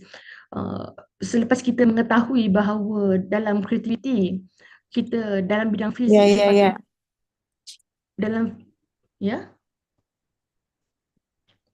Okay, please continue. Boleh sambung ya. Okay. Di dalam pendidikan di dalam kreatif saintifik kita Okay. Tak ada apa ya, Bu? Boleh? Okay, sorry. Okay. Di mana di dalam pendidikan di dalam kreatif saintifik ada ciri-ciri ataupun idea-idea mestilah memenuhi konsep fizik. Mesti prinsip atau teori fizik itu tepat dalam idea itu. Jika tidak tepat, kita tidak akan mengambil kira idea itu sebagai idea kreatif. Jadi bagaimana untuk kita menyusun semula kita punya aktiviti ataupun kita punya bahan pembelajaran dan pengajaran. First, I will give you a simplest way, which is this activity or this way. Actually, we used to do it every day in our teaching and learning process. First, we have to start with a real life situation. Why we give a real life situation? Because real life situation gives students opportunity to generate their ideas. Jika kita bertanya kepada sesuatu yang tidak boleh pelajar berikan idea yang banyak, kita sebenarnya tidak dapat menjana ke kreativiti pelajar. Jadi, real life situation membolehkan pelajar untuk membuat imajinasi dan memberikan idea-idea yang banyak. Mungkin ada pelajar yang memberikan idea yang logik sahaja tanpa di-support dengan konsep fizik. Jadi daripada situ tidak mengapa Bu, Bapa dan mahasiswa sekalian di mana kreativiti ini boleh dibentuk melalui pendidikan. Kita perlu melazimi kita punya mahasiswa-siswa dengan ciri-ciri kreativiti. Kita biasakan mahasiswa kita dan siswa kita dengan menjana idea. Jangan biarkan mereka takut untuk menjana idea kerana takut salah konsep fiziknya. Kita berikan mereka peluang untuk menjana idea. Berikan sesuatu untuk membangunkan keberanian mereka. Selepas itu, barulah kita mengajak mereka untuk dalam semua idea, to elaborate their ideas, they have to apply the concept of physics into the ideas. Itu adalah step seterusnya. So the real life situation can give our students to generate lots of ideas. This is an example of real life situation that I usually give to my students. First situations is related with the inertia, momentums, optics, and the second situation is relates with the Bernoulli pressure and so on. Okay, the second step is we as an educator, we have to have the skill that can probing the question to the students. So the probing question actually is the skill that we as an educator have to polish up so that the student can give the answer, because the problem is the student cannot give the answer because they cannot understand what the teachers ask them. Okay, so we can simply probe the student with what is the observation, what is the solution, why it happened, causes and effect, just like that, to give the student, to encourage students to generate their ideas, because the generation of the ideas includes fluency, flexibility, and originality inside that ideas. And the third one is we ask students to create the product. When we ask students to create the product, actually, the student can have opportunity, a big opportunity to give the unique ideas. We can relate this type to the STEM education, where the STEM education we ask students to generate ideas, we ask students to design the products, and we ask students to redesign the products, present the products, and after they come up with the products. Actually, create a product is not referred to the physical product only. It's not necessary we ask students to build up the physical product. It's can only just drawing the products. For example, this is my research. I give a test which is in the form of essay. I ask students to give or list out the answer. The answer with the justification scientifically and conceptual. I will give one answer correct is 1 mark. So we can see if the student can give a lot of ideas which is correct, the concept and in the theoretical is correct. So we can see if the student have a higher score, that's mean the student have a scientific critically in the highest level. Okay, this is example. Okay, and the finding is for 400 students, physics students, the fluency and originality level is at the low level, and the flexibility is, the mean is quite bigger than the mean of originality and fluency, and the level is moderately low. Okay, this is an example of creating a product.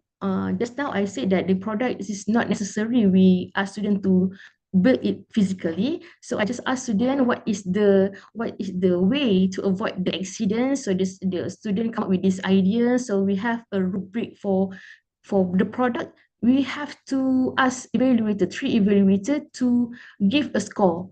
We as a researcher cannot give a score because we have to avoid the bias factors. So we have to assign 3 evaluator, and the 3 evaluator will give a score by using the rubric that we build up together with the evaluator. Then the evaluator, of course, is expertise in creativity and physics education. Okay, this is my findings about creative product among 400 physics students, which is all 3 evaluators agree that the level of creative products in physics among 400 students, physics student in Malaysia, throughout the Malaysia, is moderately low. So now we already understand what is general creativity, what is scientific creativity in physics. So what actually we can summarize this creativity. Okay, we can simply say that scientific creativity is, the characteristics or definition is similar with general creativity, but we must apply the concept, the theory, the justifications must be supported with the concept of physics. The concept of physics is must there, is must in the ideas, is must in the products. If the student cannot present the product by using or by applying the concept of physics, we can consider the student is creative scientifically in physics. So this my research, my findings actually I use to answer my questions, my problem statement. What is the factors that affecting physics achievement? Yes, creativity is the thinking skill that very important that we emphasize. Kita tekankan sejak berzaman-zaman sebelum pendidikan STEM lagi creativity is there. Sebelum pembelajaran abad ke-21 pun kreativiti ditekankan. So adakah kreativiti ini mempengaruhi pencapaian fizik? From this analysis, I use Sam Amos to analyze the effects to the physics achievement, which is pemikiran divergent thinkings, creative scientific is creative products in physics, and TCTDP is a general creativity. I run this data, and finally I got this the findings, which is scientific creativity in physics that contain divergent thinking and product physics, creative in physics, effect positive and directly to the physics achievement. However, the general creativity, which is we're not applying the concept of physics in the ideas, still affect the physics achievement, but through the divergent thinking, then the divergent thinking affect the physics achievement. So when we ask, is it general creativity affect the physics achievement? No, the general creative not affect directly. So in our classroom for physics students, we have to know, we have to realize what is the suitable creativity in the form of what characteristic we have to implement to our student. Adakah kreativiti yang hanya membolehkan pelajar melukis sahaja? Adakah kita simply meminta pelajar untuk menjawab secara logik akal sahaja? Tidak. Jika itu adalah amalan kita, that is our practice, just as students list out without checking the answer, checking the concept, is it there in their ideas, kita tidak sebenarnya kita tidak menggalakkan kreativiti kepada pelajar. Kreativiti yang sepatutnya dalam kalangan pelajar fizik seharusnya adalah kreativiti saintifik. Okay, when you look at the arrow here, I color the arrow with the red and green. Red colors arrow refer to the contribution that show a strong contributions. So berbanding produk kreatif dan juga divergent thinking, perbezaannya apa? Mempengaruhi pencapaian zinc. The difference is the strength of contributions. Product kreatif in physics, which is we ask students to draw products, contributes strong relationships, strong effect to the physics achievement. However, the divergent thinkings, the effect is less than strengthness of product creative towards physics achievement. Bezanya pemikiran divergent ni dia kekuatannya adalah kurang sedikit berbanding produk kreatif. Produk kreatif lebih kuat mempengaruhi physics achievement. Jadi bila kita mengaitkan dengan kerajaan, kementerian menyuruh kita guru-guru fizik, dosen-dosen untuk membuat STEM education. Why? Because STEM education have the elements which is we ask students to create a physics or a scientific product, and the scientific product we realize from my research, it's proof that the product can affect the physics achievement. Jadi mahasiswa, para guru, dosen-dosen, janganlah kita, di sini menunjukkan bahawa kita jangan pandang rendah kepada aktiviti yang ialah kita nak minta pelajar untuk buat produk adalah satu aktiviti yang makan masa, yang agak sukar dan rumit. Tetapi kajian saya menunjukkan bila kita membuat satu aktiviti yang menyuruh pelajar membuat satu produk, dia sebenarnya mempengaruhi pemikiran pelajar. It develop the thinking skill of student and it affect the physics achievement. So after I got these relationships, these factors that affect the achievement, what the actions that I do? Okay, selepas saya mendapat dapatan ini, apakah tindakan saya?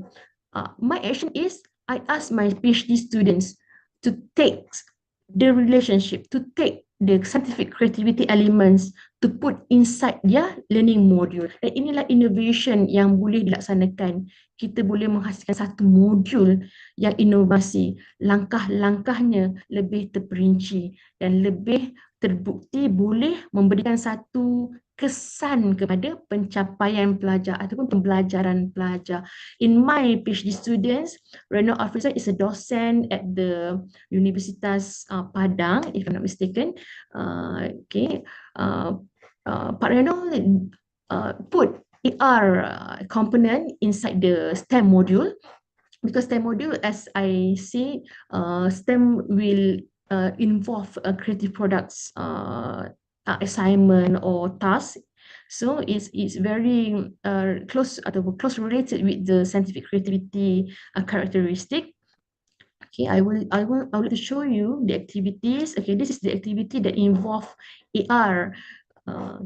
Modul Pak Reynold ini adalah dalam bahasa Indonesia. Jadi pelajar Indonesia saya juga ramai di UPSI, dan saya memang membenarkan pelajar saya untuk membuat modul dalam bahasa Indonesia, but in the thesis writing must be write in English, and also the viva also have to speak in English. Tapi English is just a language. My student have, so far have no problems to communicate because my student practice to talk English, just a language. Okay, this is an example of AR in the activities of learnings.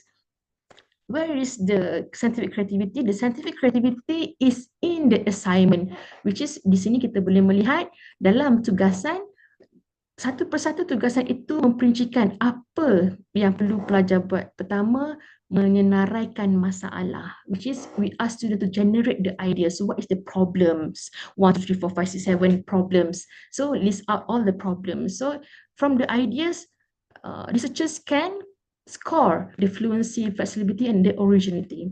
This is the second assignment, list out the solutions.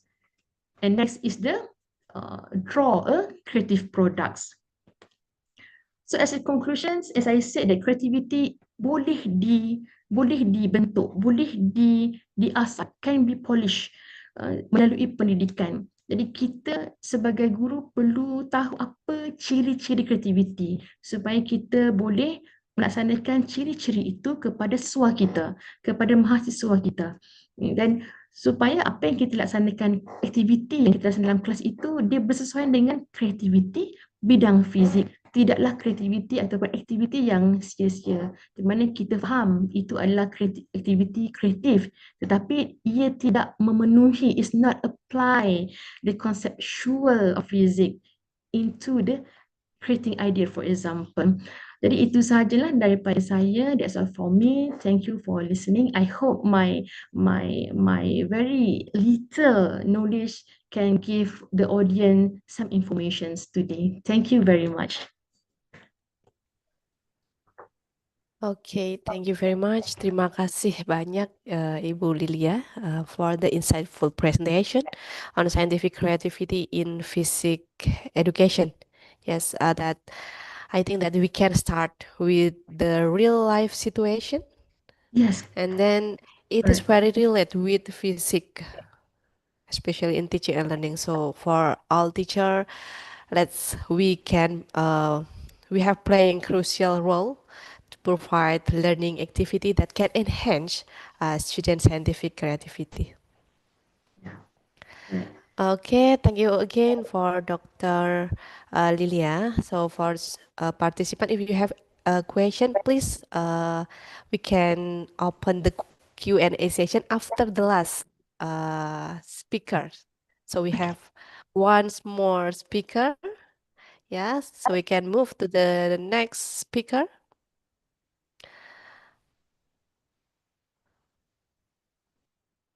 Okay, so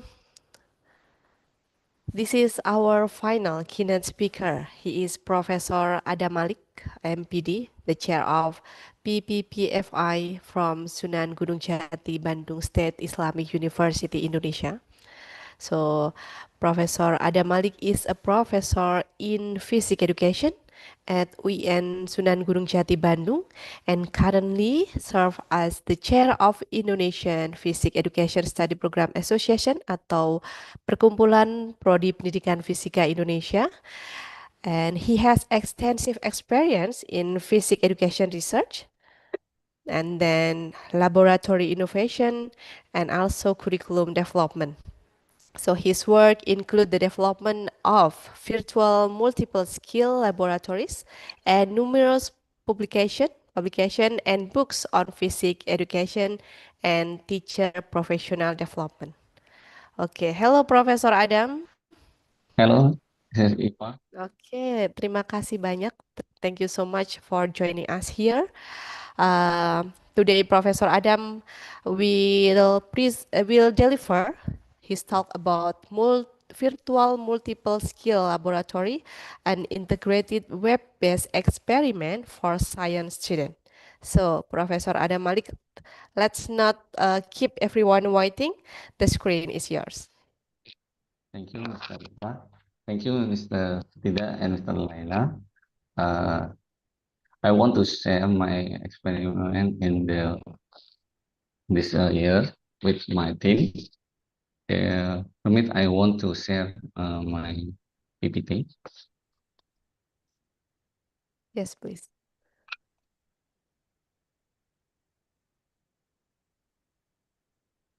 Okay, Bismillahirrahmanirrahim.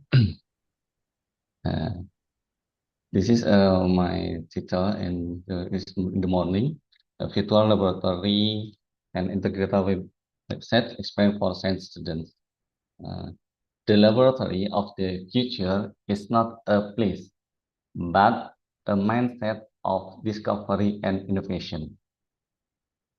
Science, innovation, or future education, this is a fourth way to challenge for the laboratory. So, what should the physics laboratory look like for the future generation? This is the century scale and the rapid change lab in science on the order, the change for the order physics and to improve the physics laboratory. Traditional physics laboratory, this is a manual instrument, and I am the physics laboratory verification experiment and the limited access and scale. So the physics traditional, this is they are the limitation. The first, the high cost of equipment, limited flexibility, and time and space, and lack of digital integration, and focus on verification last inquiry. So, drive of transformation, this is for to do. The international revolution for the front and 5 know, digitalization and artificial intelligence, big data and remote collaboration, sustainability and green life, and generasi Z and alpha learners. The physics with the lab concept, we can try the hybrid and multimodal model, inquiry and problem solving based, data-driven experiments, personalized and collaborative, and global connection. So, digital and virtual laboratory.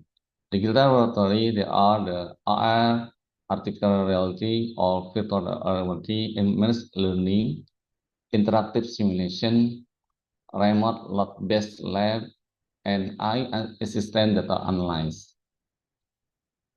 The pedagogical transformation.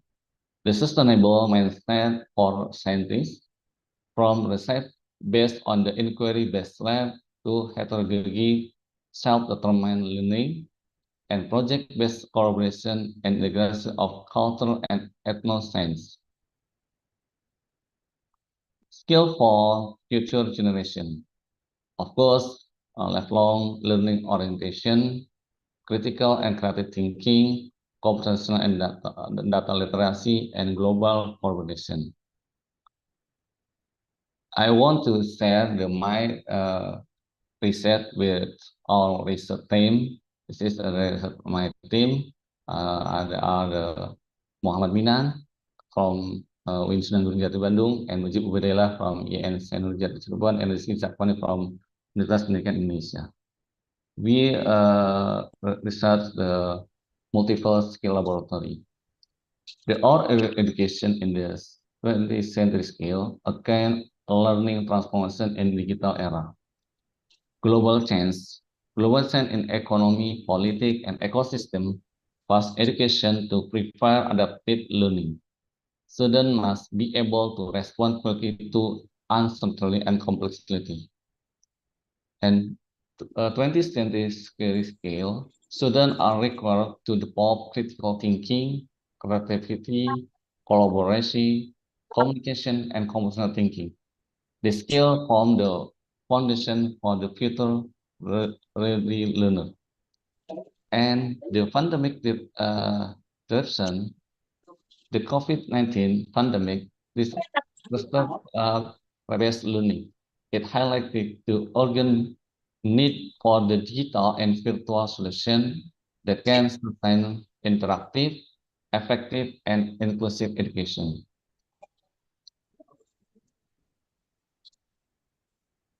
The student thinking outcome, the criteria of learning with virtual multiple skill laboratory encompasses ability that foster critical, creative, and computational thinking. The critical thinking, students should be able to analyze, evaluate, and reflect on the information to make rational judgment. And two, creative thinking, learning should encourage the generation of new idea, innovation, and flexible approach in problem solving. The third, computational thinking, students develop skill in modeling problem, using algorithm, and processing data to find solution. And fourth, the integrated skill, students combine critical, creative, and computational thinking with collaboration and communication for holistic learning.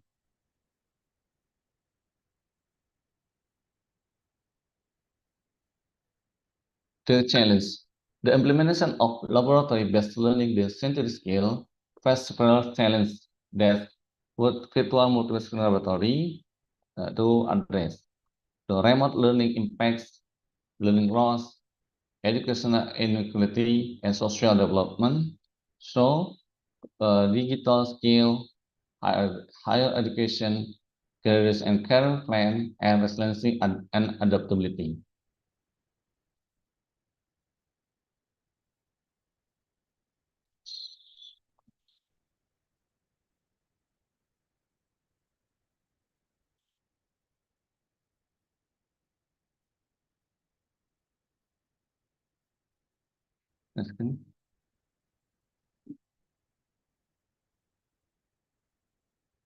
This is M.Si. Okay, this is present. What are you showing to us? My PPT. PPT? Yes, Yes. the challenges.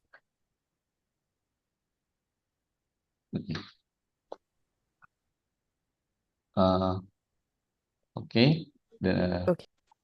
Our objective, the third of this explanation, we aim to highlight the role of virtual multiple skill laboratory as innovation and physics practicum. So how virtual lab can foster critical, creative, and complex thinking in the student, and provide insight into how technology-driven practicum can create a more resilient and future-ready education system. The research question, how does virtual multiple skill facilitate to develop of student critical, creative, and complex thinking? And what is the impact of virtual multiple skill and student skill and perception in physics learning?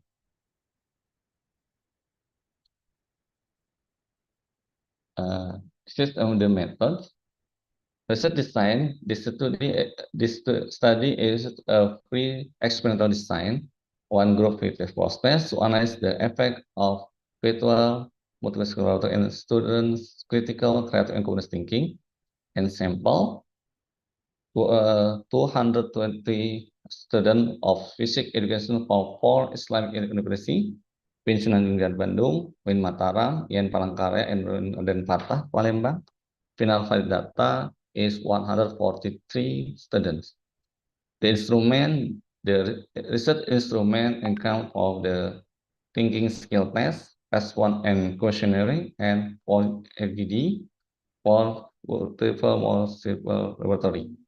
And data analyze statistical tests with MANOVA and UNCOVA to compare results supported by effect size, qualitative analyze with expert discuss and for platform validation. And research and discuss the learning scenario with 15 scenario activity, virtual multiple laboratory, integrated website, and virtual experiment. Learning process, the analysis data and evaluation, ideation and development of innovation solution, and algorithm-based problem solving. The improve of critical thinking, creative thinking, and computational thinking. The stats of virtual multiple skill laboratory is the start for understanding contextual problem community and caught in very everyday life until evaluation and reflection. This is a stage of virtual multiple skill laboratory and the target for thinking skill targeted activity a real world problem observation until efforts effective and target skill to develop.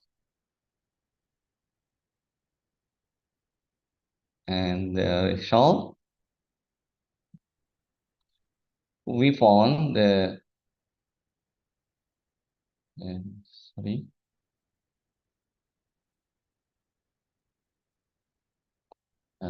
This is the result of finding the most impact of virtual laboratory. The high score at Sunan menjadi Bandung is critical thinking. The multiple stage real problem, reflection, improves student ability to analyze and apply. And the creative thinking, high score at Palangkaraya.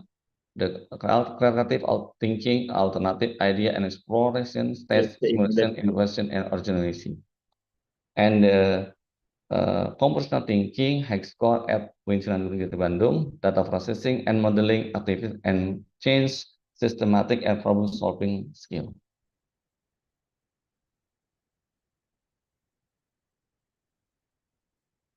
The critical thinking, PM stage, real world problem and reflection foster analysis and evaluation, supporting by VM cell trial active for 5.60% students agree Prof improve their ability to interpret and analyze information. And show virtual lab can build students' reasoning and graphing skill.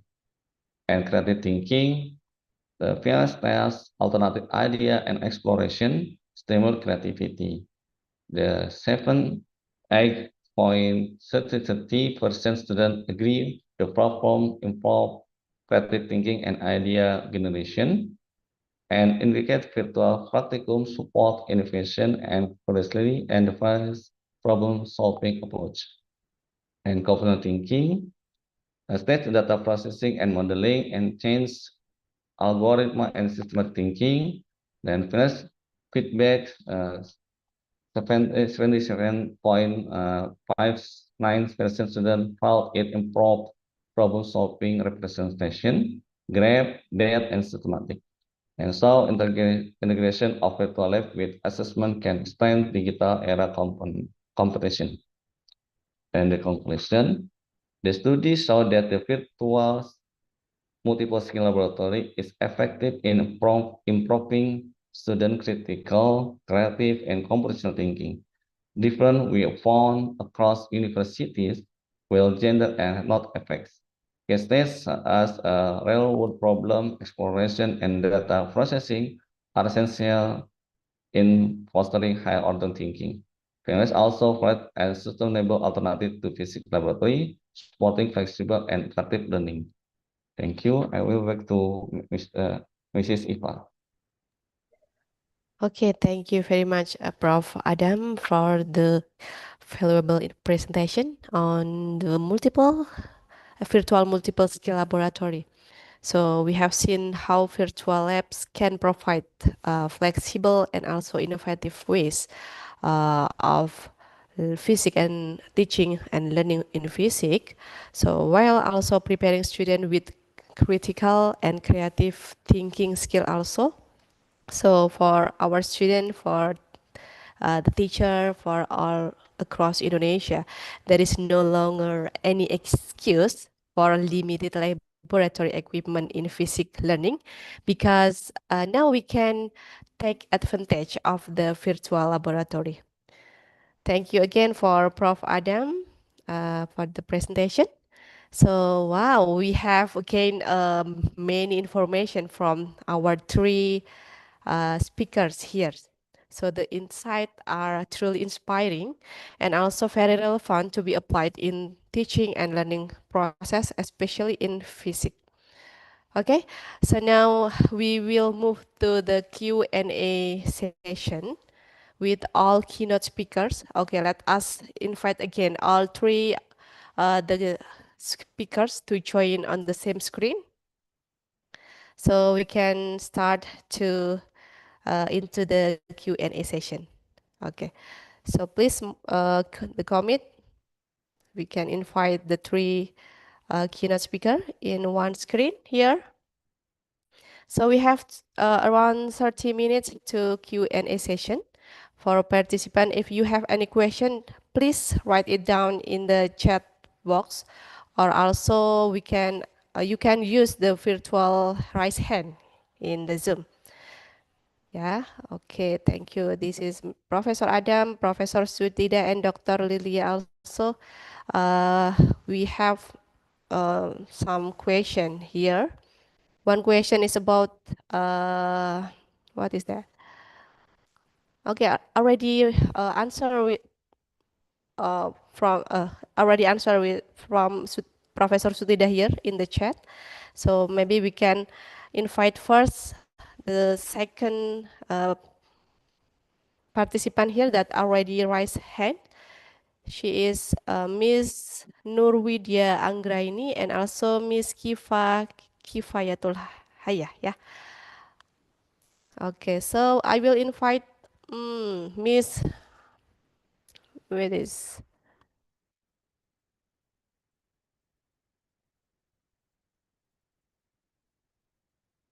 Okay, for Miss Nurwida Anggraini, you can open your microphone and please mention the question. Okay, thank you, moderators. And Assalamualaikum warahmatullahi wabarakatuh. Let me to introduce myself. I'm Norwidia Anggraini. I'm a teacher in a high schools student, and now I'm a student magister in the State University of Padang.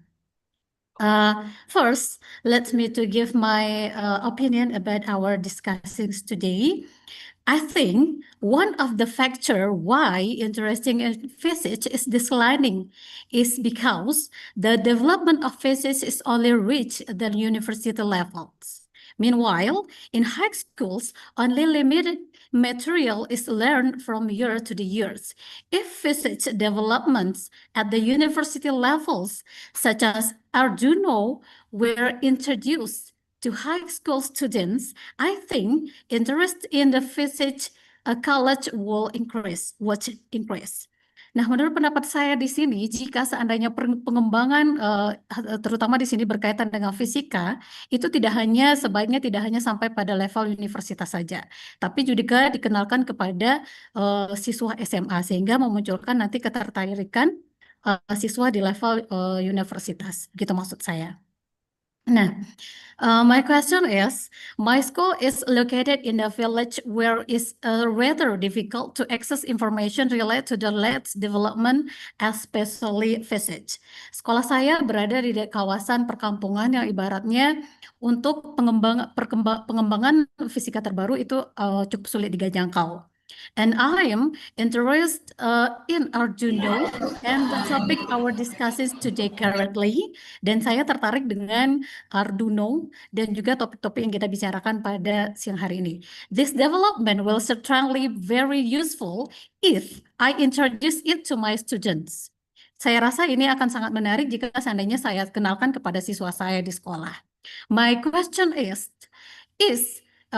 how can we access this device and what should we do so that I can introduce this device to my students? Thank you, and I give back to the moderators. Thank you. Okay, thank you very much for Miss Nurwidia Anggraini for the question. I think this is especially for Professor Suttida because Miss Nurwidia will introduce the Arduino to her student.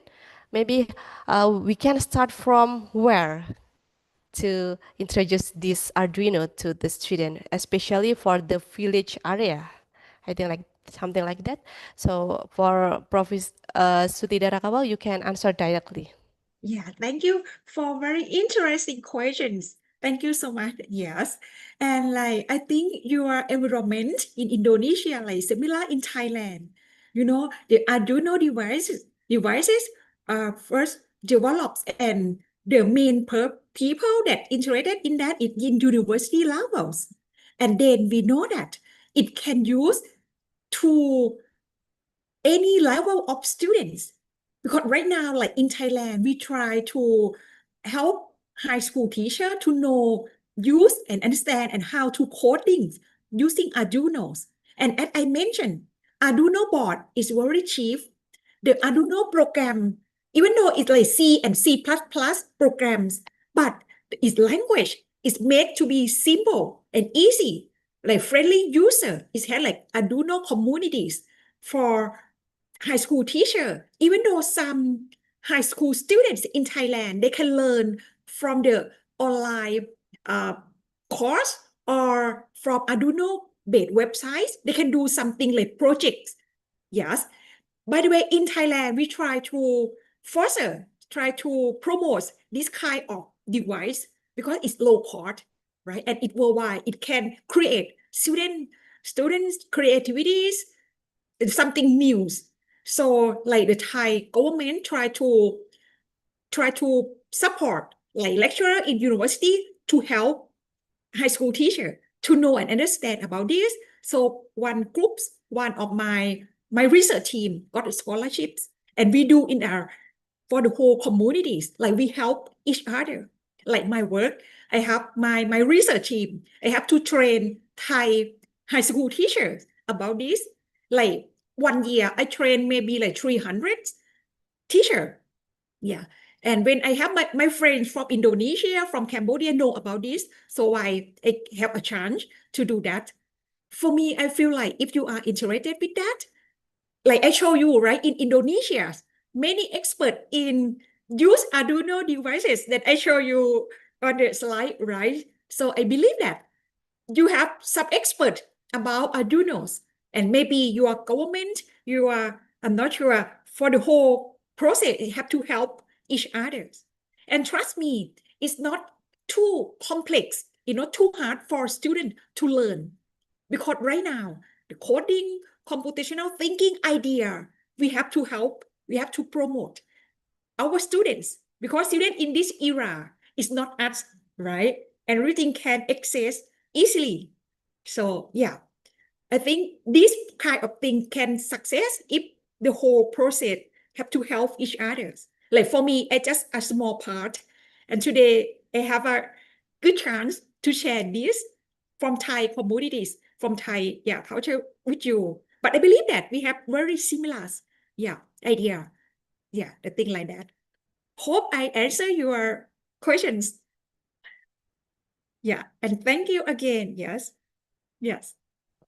Oke, bagaimana Mbak, siapa tadi ya? Mbak Nurwidah ya? Apakah sudah terjawab, Mbak Nurwidah? Okay. Miss Nurwidah? Thank you, Miss, for the answers my questions. Thank you. Okay, Yes. interesting. Yeah. So maybe at the high school we can also doing extracurricular maybe yeah. The extracurricular to introduce how to use Arduino. Maybe it is our chance, Professor Adam, to give training for teacher. Maybe how to use Arduino also. Ya, kan? Menarik sekali ya Mbak Nurwijan. Ditunggu nanti mungkin kolaborasinya dengan Pppfi terkait dengan Iya, hal-hal yang mungkin Bapak Ibu butuhkan gitu ya. iya baik-baik. Okay. Thank you very much for Ms. Nurwidya and Professor Suttida.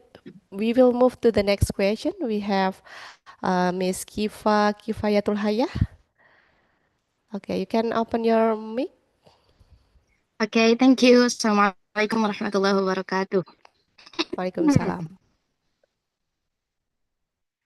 Yeah, my name is Fafiatul Haya.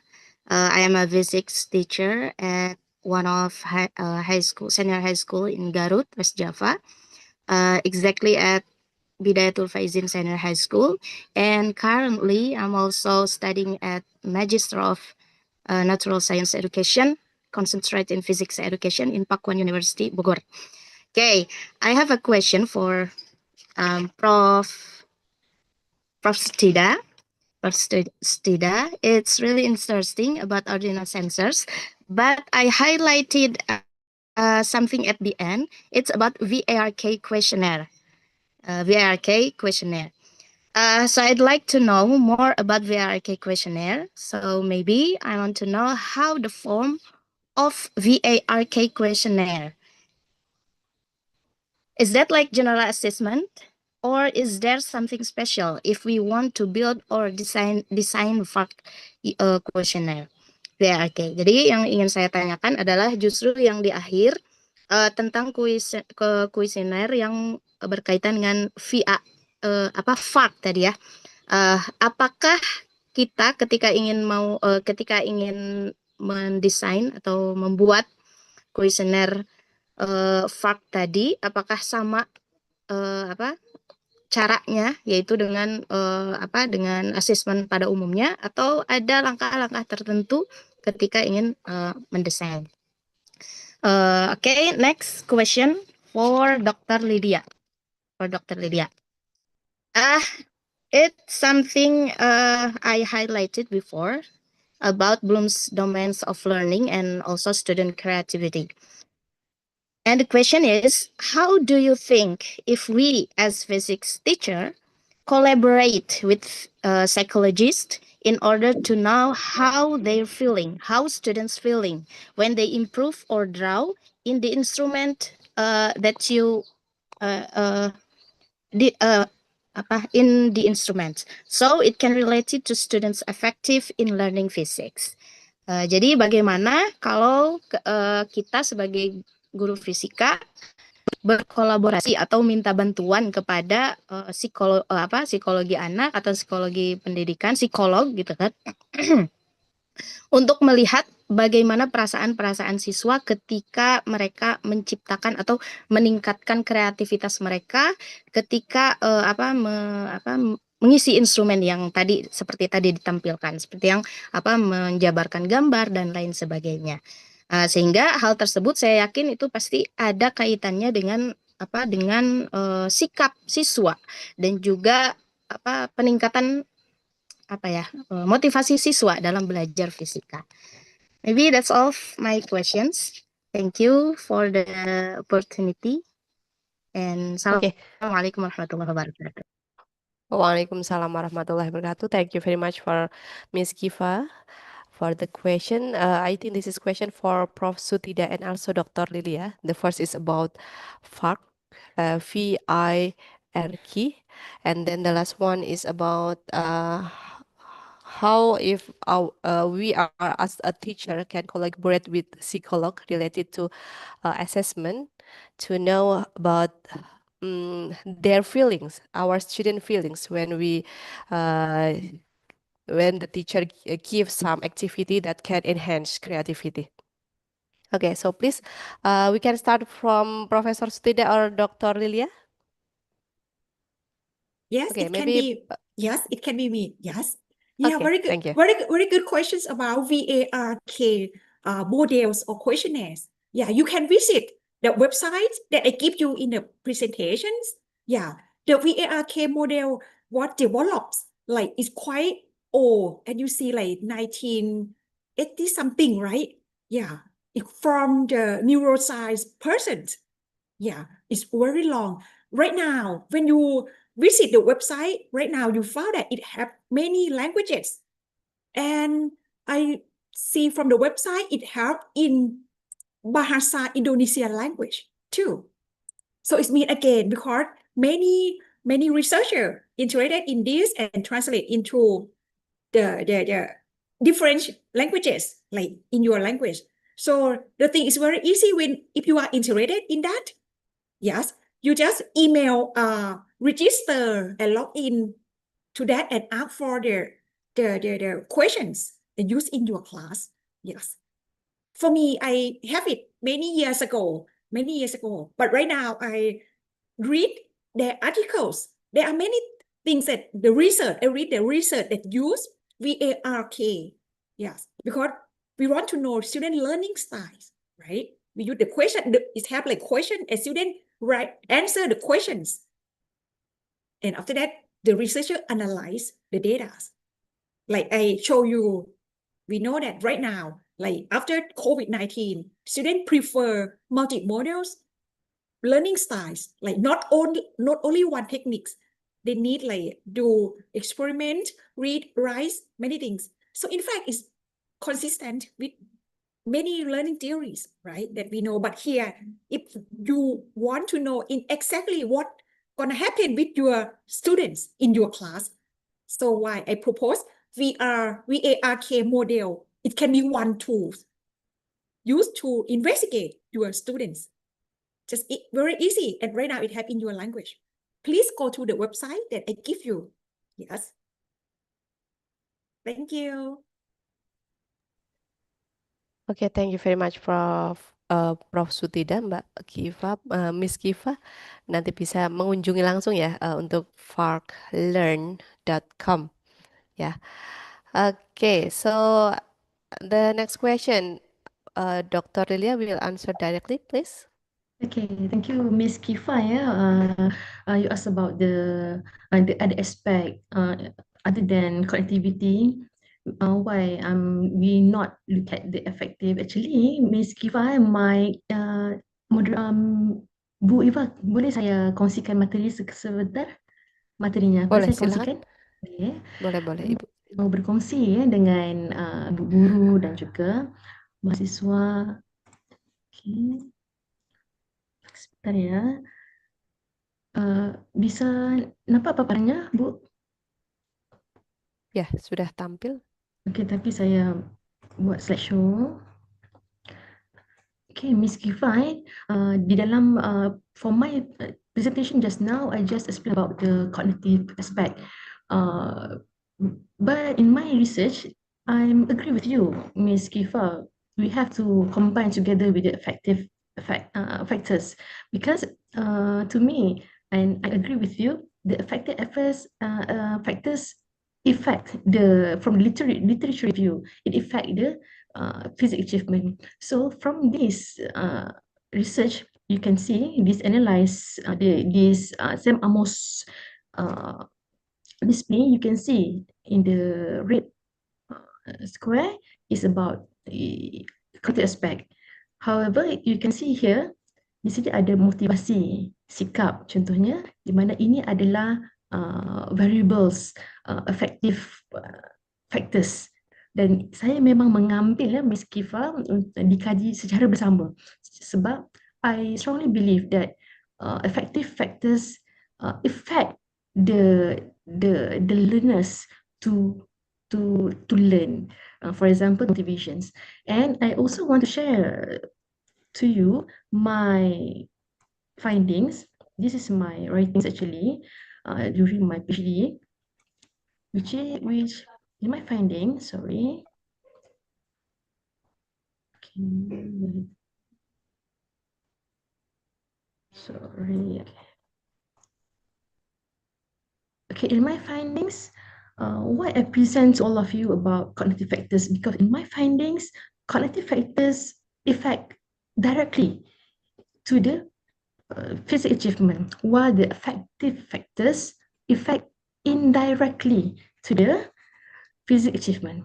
Dan ini bermaksud saya combine bersama affective dan cognitive faktor dan saya tidak mengkaji psikomotor, ini domain psikomotor. Kerana saya percaya psikomotor boleh dibangunkan selepas seseorang itu mempunyai intellectual, mempunyai pengetahuan yang bagus in the aspect of cognitive. They can do hands-on perfectly after they have a knowledge about that things. But affective dan kognitif dalam literature review memang mempengaruhi kuat pencapaian. Sebab itu saya mengkaji secara bersama, tetapi I choose the variables. For example, seperti Miss Kifa menyatakan bahawa motivasi. Ya, betul. Saya pun bersetuju dengan Miss Kifa bahawa motivasi mempengaruhi dan saya telah mengkaji menggunakan analisis Sam Amos. Dia memang mempengaruhi tetapi indirect. Dia tidak mempengaruhi kesannya, Langsung. tidak mempengaruhi terus. Tiada error terus, langsung sudah physics achievement. Adakah saya menjawab, Miss?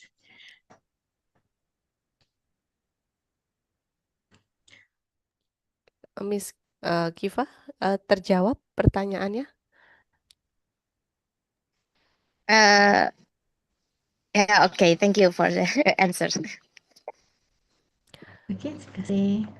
Okay, so maybe when we talk about cognitive, affective, psychomotor, it is very Yes. interesting, yeah, if we can assess it together. But maybe for us, we can choose one specifically because around maybe banyak hal itu akan lebih memberatkan gitu ya. Tapi nantinya sebenarnya bisa juga ya Mbak Bu Giva itu terkait dengan feelings, motivation, ya, the student because it is also the factor to build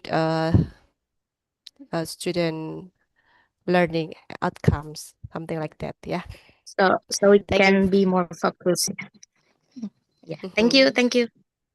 Okay, thank you, Miss Kiva, for the question. Okay, so we have, okay, this is 3 more participants that raise hand virtually. I will welcome Mr. Farhan Zakasya. Please, you can open your microphone. Okay. Thanks, Miss. All right. Let's introduce myself. My name is Farhan Zakasya. I am a student at Islamic State University Sunan Kalijaga. The majority is physics education. All right. I have a question for Miss Suttida Kapau. Just one question. What strategies assault prospective teachers implement to improve their skill in using technology for the learning process? And well, some universities with what student in physics education still use conventional learning methods.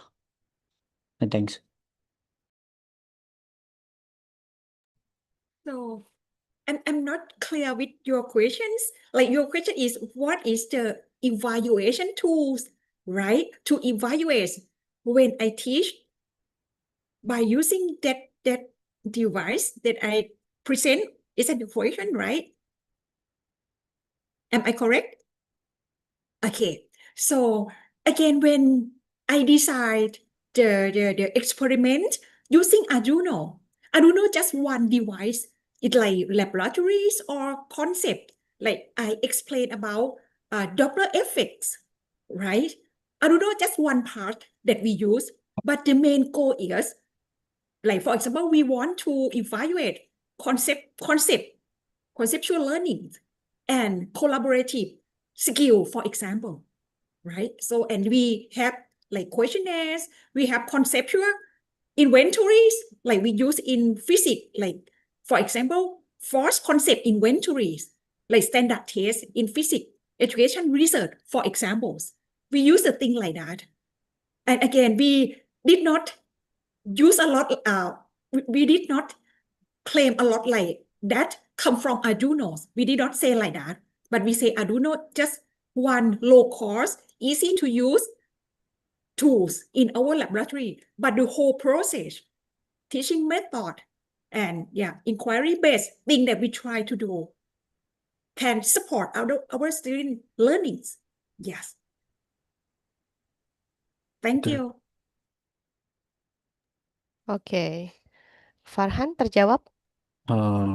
Terjawab sedikit, tapi kalau Miss. Okay, maybe Prof. Suttida, maybe he would like to know more about how to improve teachers' student skills in using technology, so they can improve their self and apply it, them to school after they graduate, maybe something like that. How to improve the skills? So what kind of skill? You mean like computer thinking skill or Or using Arduino and then Um, develop tools using Arduino, something like that. mm, Many okay. technology. Yeah, many technology. Okay. Right now I think I got your questions. So like I would say because we from physics department, we did not try to help they write coding. Yeah, but we try to motivate them like Arduino is one part of coding, very simple coding. Yes, but we try to help students understand the whole concepts of physics. That is our main purpose. Yes, uh, and we have friends that do about like how to help students have the coding skill or how to develop like Python programs or something like that. So I would say why we never evaluate student about coding skill about that. Yes, we use Arduino as a tool. Yes, and we just want them to like motivate them for high school student that we or high school teacher that we train. We just motivate them like right now we have low cost and friendly coding devices in your class and you can do something in your class, the thing like that. But we never evaluate their skill like after they workshop with us, how about their coding skill improve or not. We didn't do like that. We work like communities to see like how they can use Arduino to handle in their class. Like we are like friends, let's say like I don't want to say like coaching our high school teacher. We just say like friends. We work like a mentor to help them to do projects. You know, right? Like projects, student project, senior project like that, but in high school. Yes, the thing like that. Okay, 1K that we can conducting or following the teacher trainer, something like that maybe, or Farhan bisa ikut pelatihan-pelatihan gitu ya, or driving the internet. I think there is so many materials that you can use or you can study by yourself, and then you can also collaborate with lecturer in the school, in the university. Ya, jadi kalau keterampilan saya kira bukan hanya terkait pemahaman, tapi harus mencoba, gitu ya, harus diaplikasikan. You can apply it, okay? Okay, Thank you very thank you. much. Okay, Professor Suttida for the answer. We will move to the next question. Here is Mr. Eko Wahyu. Are you with us? Okay, thank you. Okay, please.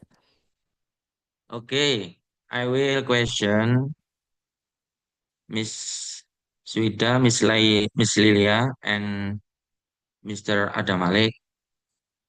For Suttida and Lila, I want ask how student, how is situation in Thailand, in Malaysia, interest in learning of physics. In Indonesia, decline, decline or low interest and motivation learning physics in Indonesia is low. How situation in Thailand and Malaysia? What is learning is Thailand and Malaysia from creativity and sensor? How is interest student for the learning physics? And Prof. Adam Malik,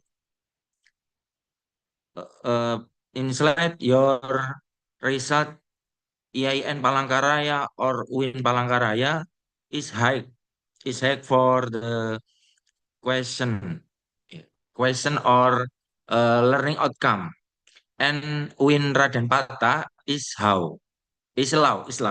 how do you how you do describe is uh, in Palangkaraya is high because Palangkaraya and Banjarmasin is kurang lebih saja. Tapi bagaimana hasil itu bisa menunjukkan Yen Palangkaraya kok lebih baik dibandingkan Wina dan Pate Palembang. Oke, thank you. Okay, nice question from Mr. Eko Wahyu ya. Okay, we can start the answer Yes. from Miss Professor Suttida. Yes. Okay. Yeah, that question is like how to say they're very trouble questions for all of us. We meet the same situations in Thailand right now. Low students that are interested in science or even though physics. Like before that, we have like maybe 50 students each year at my physics department, like 50. Right now we have like 10 or 15. It's like low amounts of students that are interested to learn physics, right? I think we face very similar situations. Yeah. So, and after that, the government try to give scholarships for like high potential students turn to learn like natural science, physics, chemistry, biology, computers, the thing like that. So right now in my physics department, we have like students who earn scholarships and they know what they have to do. But it's great, you know, right? The scholarship is about like AI physics. Yeah, and the other one is biophysics. Because we know that in Thailand, in the next futures, maybe like 20 years, we will meet with older persons a lot, right? So biophysics, we need biophysicists that try to solve research and help us in the next 20 or 30 years. So I would say when the Thai government try to support by scholarship for students to learn physics, like AI physics, because that is the trend of AI technologies, right? And biophysics, like biology combined, integrated with physics. Yeah. So right now, but by the way, we still have low students, but it's good. It have, let's say, higher potential a little bit. The thing like that. Yeah. I think it's the same with us. Yeah. Okay. Okay. Yeah. Technology information is high. Yes, is high. Is high. Highest than physics. Okay. Oke, ternyata faktanya sama ya Bapak Ibu. Ketertarikan siswa atau mahasiswa itu ya, siswa terutama ya terhadap fisika itu ternyata rendah. Fisika. Bagaimana dengan di Malaysia gitu ya? Dengan fisika itu rendah. Bagaimana but Bu Dr. Lilia kondisi di Malaysia? the enrollment numbers of students in the school or in the university ya, Pak Eko siswa atau mahasiswa? Yes, Pak Eko. Pak Eko, I am introduction for employee Antasari State University Banjarmasin. Lecturer. Oh, lecturer, dosen Yes. ya. Okay, Pak Eko. Okay, for me, the numbers of student enrolled in science mainstream in the school have a same problems where we have a lower numbers. Even though at the beginning of the year, the school opened 2 class, for example, but the enrollment of the student very lower. That's forced teachers to close one class. So from the 2 class, only just 1 class. When this is a big problems. And when we make a survey to the students and the parents, they say that the interest is because relates with the jobs in the future, because they think that there is no opportunity that they can in terms of career when they are study in the science mainstream. They refer they are in the survey, many answers where we get they more majority students want to become a businessman, want to become a influencer, and the trends career like that. So what my VC, my vice chancellor, asked us to make is we have to promote to the school what is the career that the mainstream students can be, other than the scientists, what actually the students can do. Businessman, yes, in the term of educations, consultations like that. This is the research or the grant that our VC as us to in progress right now. We have to make we have to strategize how to make a event that involve parents and students to promote physics education, science educations, so that the students know where where are they after 10 years, where are they after 20 years, and we relate with their interest. If their interest with influencer, what actually influencer in the term of physics education? That is the sums point of our input just now. That's it. But the problem is similar, Pak Eko. Masih lagi pelajar dan juga siswa kami memang interest very low, and also achievement also, and very serious worry is the achievement also very low. It's not only the interest but the achievement. So the both thing that we as a researcher have to have the strategize how to increase those overcome those issues. That's all from me. Okay, thank you. Um, Oke, thank you Dr. Lilia for the answer ya. Kondisinya hampir sama gitu. Tantangan untuk guru fisika, bagaimana sih biar siswa itu lebih tertarik gitu ya di tengah-tengah gempuran perbedaan kurikulum ya antar generasi seperti itu kan, harapannya tetap dari tahun ke tahun peminatan prodi pendidikan fisika itu meningkat, ya Pak Eko. Oke. Next, Profesor Adam terkait dengan temuannya tadi ya, menyampaikan bagaimana atau bisa dijelaskan lebih lanjut gitu ya, kenapa Palangkaraya didapatkan hasil lebih tinggi daripada Banjarmasin seperti itu ya Pak Eko ya. Win Raden Patah. Ya Win. Oke, Ya. monggo. Thank you, Prof. Yes, Ms. please. Eko. Yes, I want to add this. My research is in the 20, 20, 20, 30, 20, 21, 22, 23. This is Win IN Palangkaraya. No Win Palangkaraya. Yeah. Okay. Okay. The first, the second, why the creative thinking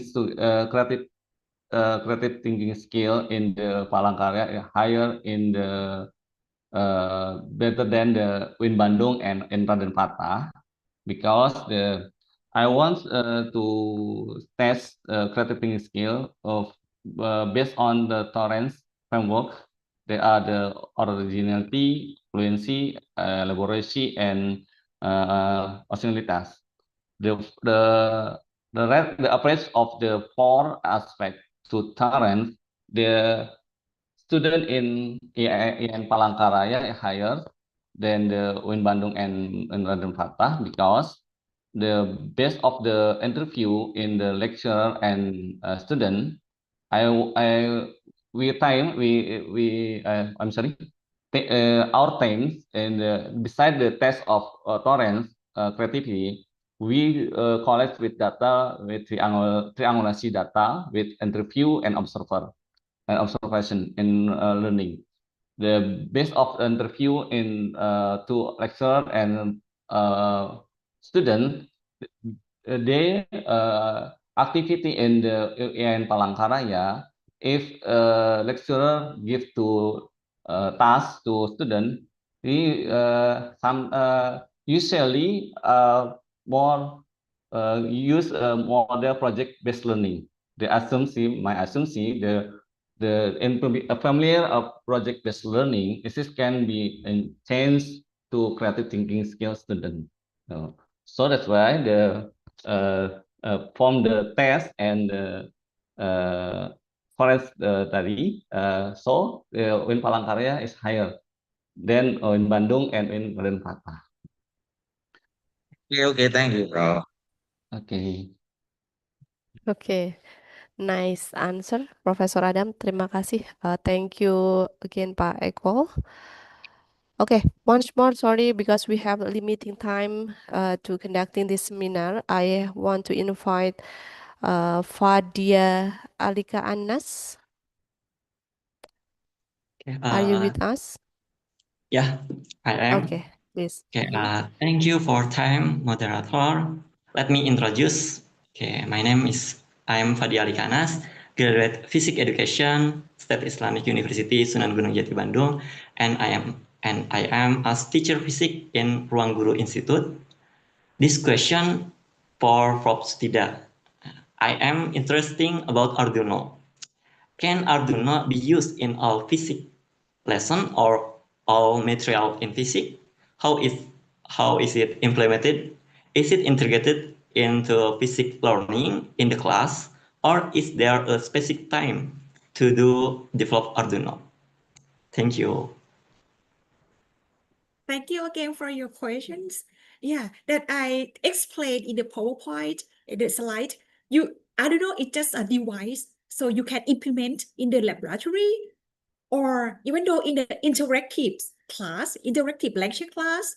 For example, in my experience, when I teach the second year physics student in university levels, I teach about damped oscillation. Yeah. So I try to think how to help them learn. So I use Arduino's at the sensors and measures to show and demonstrate the equations. Right? In general, we have equation to explain that. And after that, one day, I set up an experiment to show when I explain in the class, I like interactive demonstrations to them. Yes. And again, I don't know, this is just one part for the whole process, like worksheet, the questions, the activate questions or a series of worksheets. I have to think beyond that, like follow. But most I use like guided questions to guide and ask them to like predict. And sometimes I do like predict first and then watch in front of the class what's gonna happen. Yes. And then show or do some experiment for them to show, and then student can virtually the result, real-time result. That is the thing that Arduino can implement in the class. Yes. Thank you. Okay, thank you very much. Thank Maybe you. for Pak Fadia ya, mungkin bisa dalam bentuk project based learning seperti itu ya. Jadi ada berbasis project based learning in the class, so we can arrange the Arduino also to make something in physics. Gitu Ya, Pak baik. Fadia ya. Ya, terima Terima kasih. kasih banyak Pak Fadia. Thank you. Okay, the last but not the least, we have Mr. Yudi Maulana. Yes, thank you. Okay, okay, please to ask the question. Okay, I want ask to Prof Suttida. I think in many schools there is a declining interest among students in robotics and Arduino, ma'am. But despite the immense potential of this field, one of the main causes is a package to curriculum in Indonesian. I think there is a reason, because which often leaves no room for creative exploration. So I think this is crucial to change how we introduce robotics to students. I'm from Insan Cendekia in Central Bengkulu. There is, I think, the teacher that is to be hard to integrate it into exciting subject. For example, by using Arduino to make a basic experiment more interactive, maybe, or a project-based approach where the student work on the challenge relevant to real life. That is to be hard, and this and what is there is such a building on automated irrigation system, maybe, for example, that is how to prototype can be climbed to to be hard project for the student gitu. So I want ask how can school or teacher integrated robotic and Arduino into an already packaged curriculum without adding to the burden on student and teachers? Because I think Arduino is very interest to answer about the goal from Indonesian President SDGs. Thank you very much. Yeah, thank you for very good questions. Like, if you remember, I show you in Indonesia, you have expert a lot about Arduinos. Yeah, and for integrate Arduino in your curriculums, like in Thailand right now, like I would say 10 years earlier, we don't focus a lot on these low-cost devices, but right now the trend of the world change. We focus on like Python program codings. And what Arduino is one device. Right now in high school, the curriculum have like subjects for students, like course for students to learn something like coding. Yes. So why I got scholarship to train Thai high school teacher about that. Yes. And high school student have a project. You know, right? Like to do some kind of project based, and then they have competitions and they show something. And after that, when the government look at that and they found that right now the Arduino, the coding project, robotics, something can help students learn, even though in high school, junior high school, or like high school, it's not wait long until universities. Right now, the trend change, and I believe that in your countries, the curriculum or something going to help the thing like this tools. So again, in Thailand, maybe like three or 4 years right now, we just have curriculums about like coding, Python, Arduino, robotics for high school students. Right now we have that. Yes. Oke, thank you Prof. Suttida. Pak Yudi Maulana bagaimana? Apakah terjawab? Sudah terjawab Bu Moderator, tapi ada beberapa sebenarnya pengen didiskusikan dikit lagi gitu.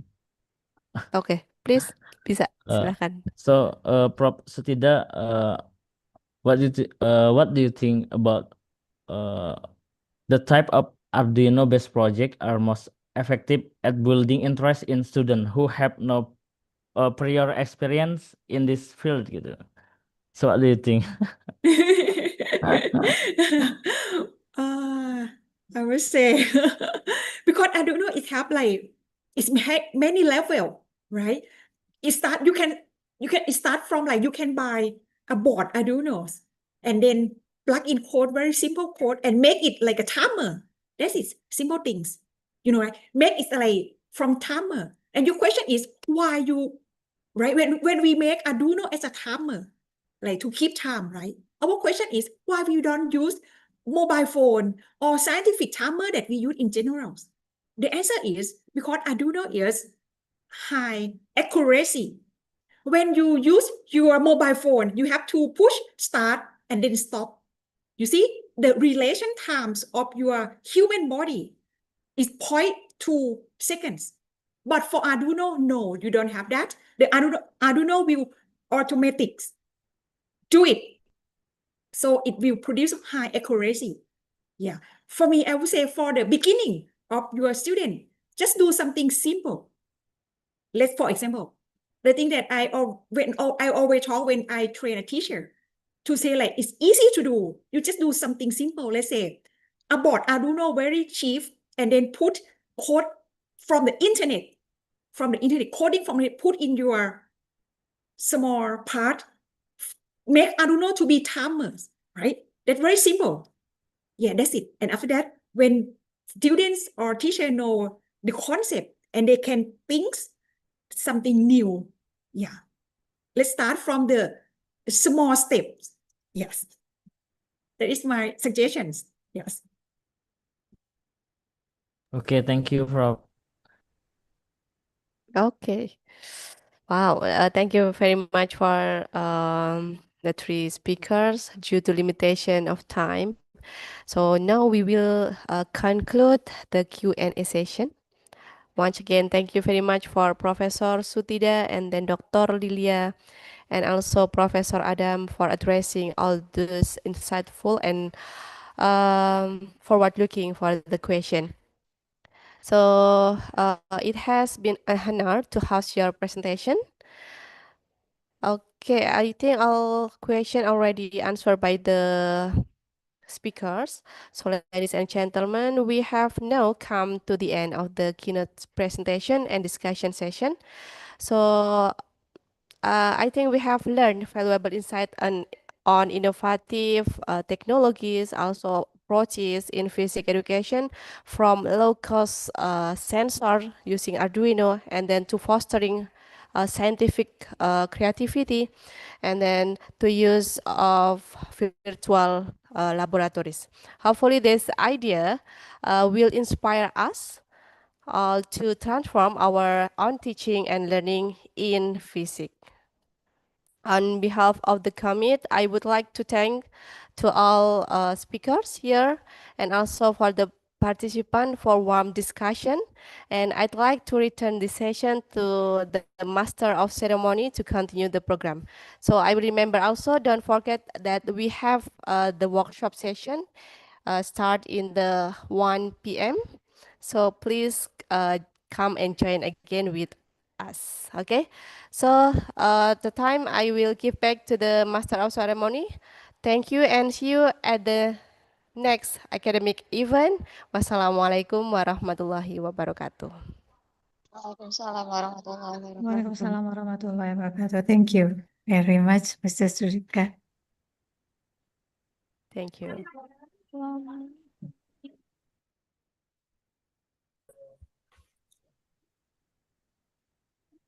All right, ladies and gentlemen, before we should close today's plenary session, we will have a group photo session.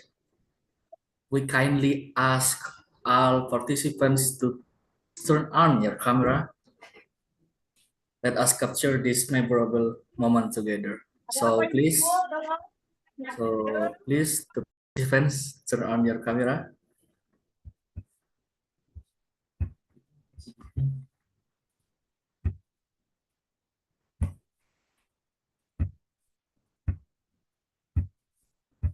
Okay.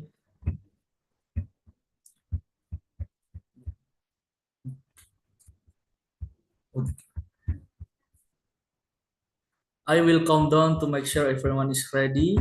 Okay. Okay. In 3, 2, 1, smile. Everybody smile. Okay, once again. 3, 2, 1, and smile. Okay.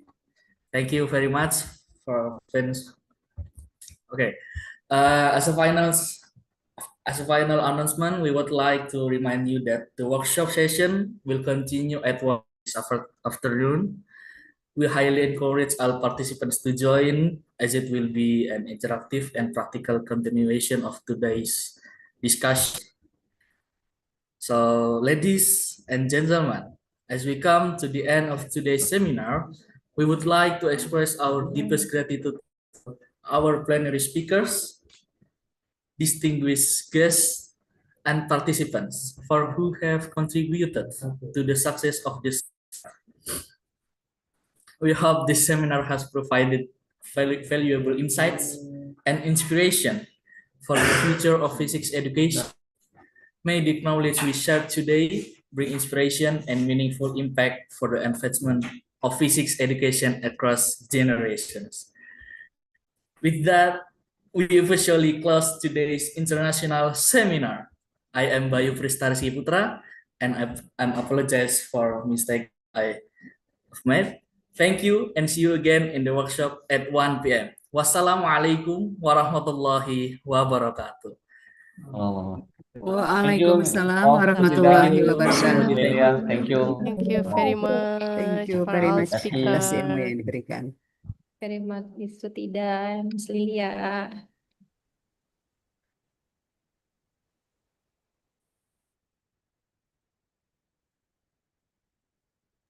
Pak Ketua, nanti gabung lagi loh. Ya, Bapak Ibu, mohon maaf, izin mengingatkan kembali. Ini sebagai lanjutan dari rangkaian kegiatan seminar internasional di pagi hari ini. Nanti kami dari Perkumpulan Prodi Pendidikan Fisika Indonesia atau Pppfi mengundang Bapak Ibu untuk menghadiri kembali workshop nasional yang akan dimulai jam 13.00. Ini merupakan rangkaian kegiatan lanjutan dari kegiatan seminar internasional di hari ini terkait dengan judul tentang Global Innovation and Transformation in Basic Education for Future Generation. Jadi diharapkan Bapak Ibu nanti bisa meluangkan waktunya kembali dalam kegiatan workshop nasional.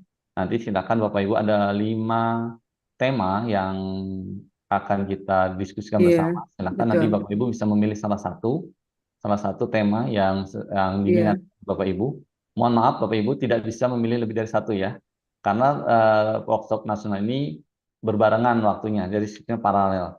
Jadi Bapak Ibu sekali lagi, bagi yang sudah memilih lebih dari satu tema workshop, mohon menentukan sekarang memilih mana yang paling diminati. Karena sekali mohon maaf, kegiatan workshopnya bersifat paralel, jadi waktunya akan dimulai tepat jam 13 dan insya Allah sampai berakhir sampai 15.30 sebagai pertemuan pertama. Nanti ada sesi selanjutnya terkait tentang pemberian tugas, kemudian review oleh para fasilitator, dan nanti di akhir juga akan memberikan kemudian sertifikat sesuai dengan tugas yang dikerjakan oleh Bapak Ibu selama mengikuti kegiatan rangkaian workshop nasional. Dan diharapkan nanti ini sebagai langkah awal kami dari P3FI bekerjasama dengan Bapak Ibu guru, para dosen di seluruh Indonesia untuk kembali tadi amanah dari Pak Dekan bahwa kita harus menaikkan kembali minat siswa untuk memilih prodi pendidikan fisika. Oke. Itu saja, terima kasih Bu Wina dan teman-teman dari UIN Kalijaga Yogyakarta yang telah memfasilitasi kegiatan seminar nasional ini. Alhamdulillah berjalan lancar dan sukses. Terima kasih Bu Iva CS yang telah bersama kami semua dari kemarin. Kita insya Allah bertemu lagi di jam 13. Matur nuwun. Siap. Terima kasih Prof. Adam. Sampai jumpa lagi Bapak Ibu. Nanti kita ketemu lagi di pukul 13. Link Zoom akan kami sampaikan di grup.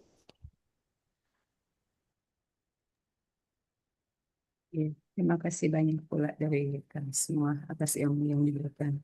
Sama Ibu semuanya. Silakan. Mohon maaf tidak ada makan siang ya Bapak Ibu. Makan siangnya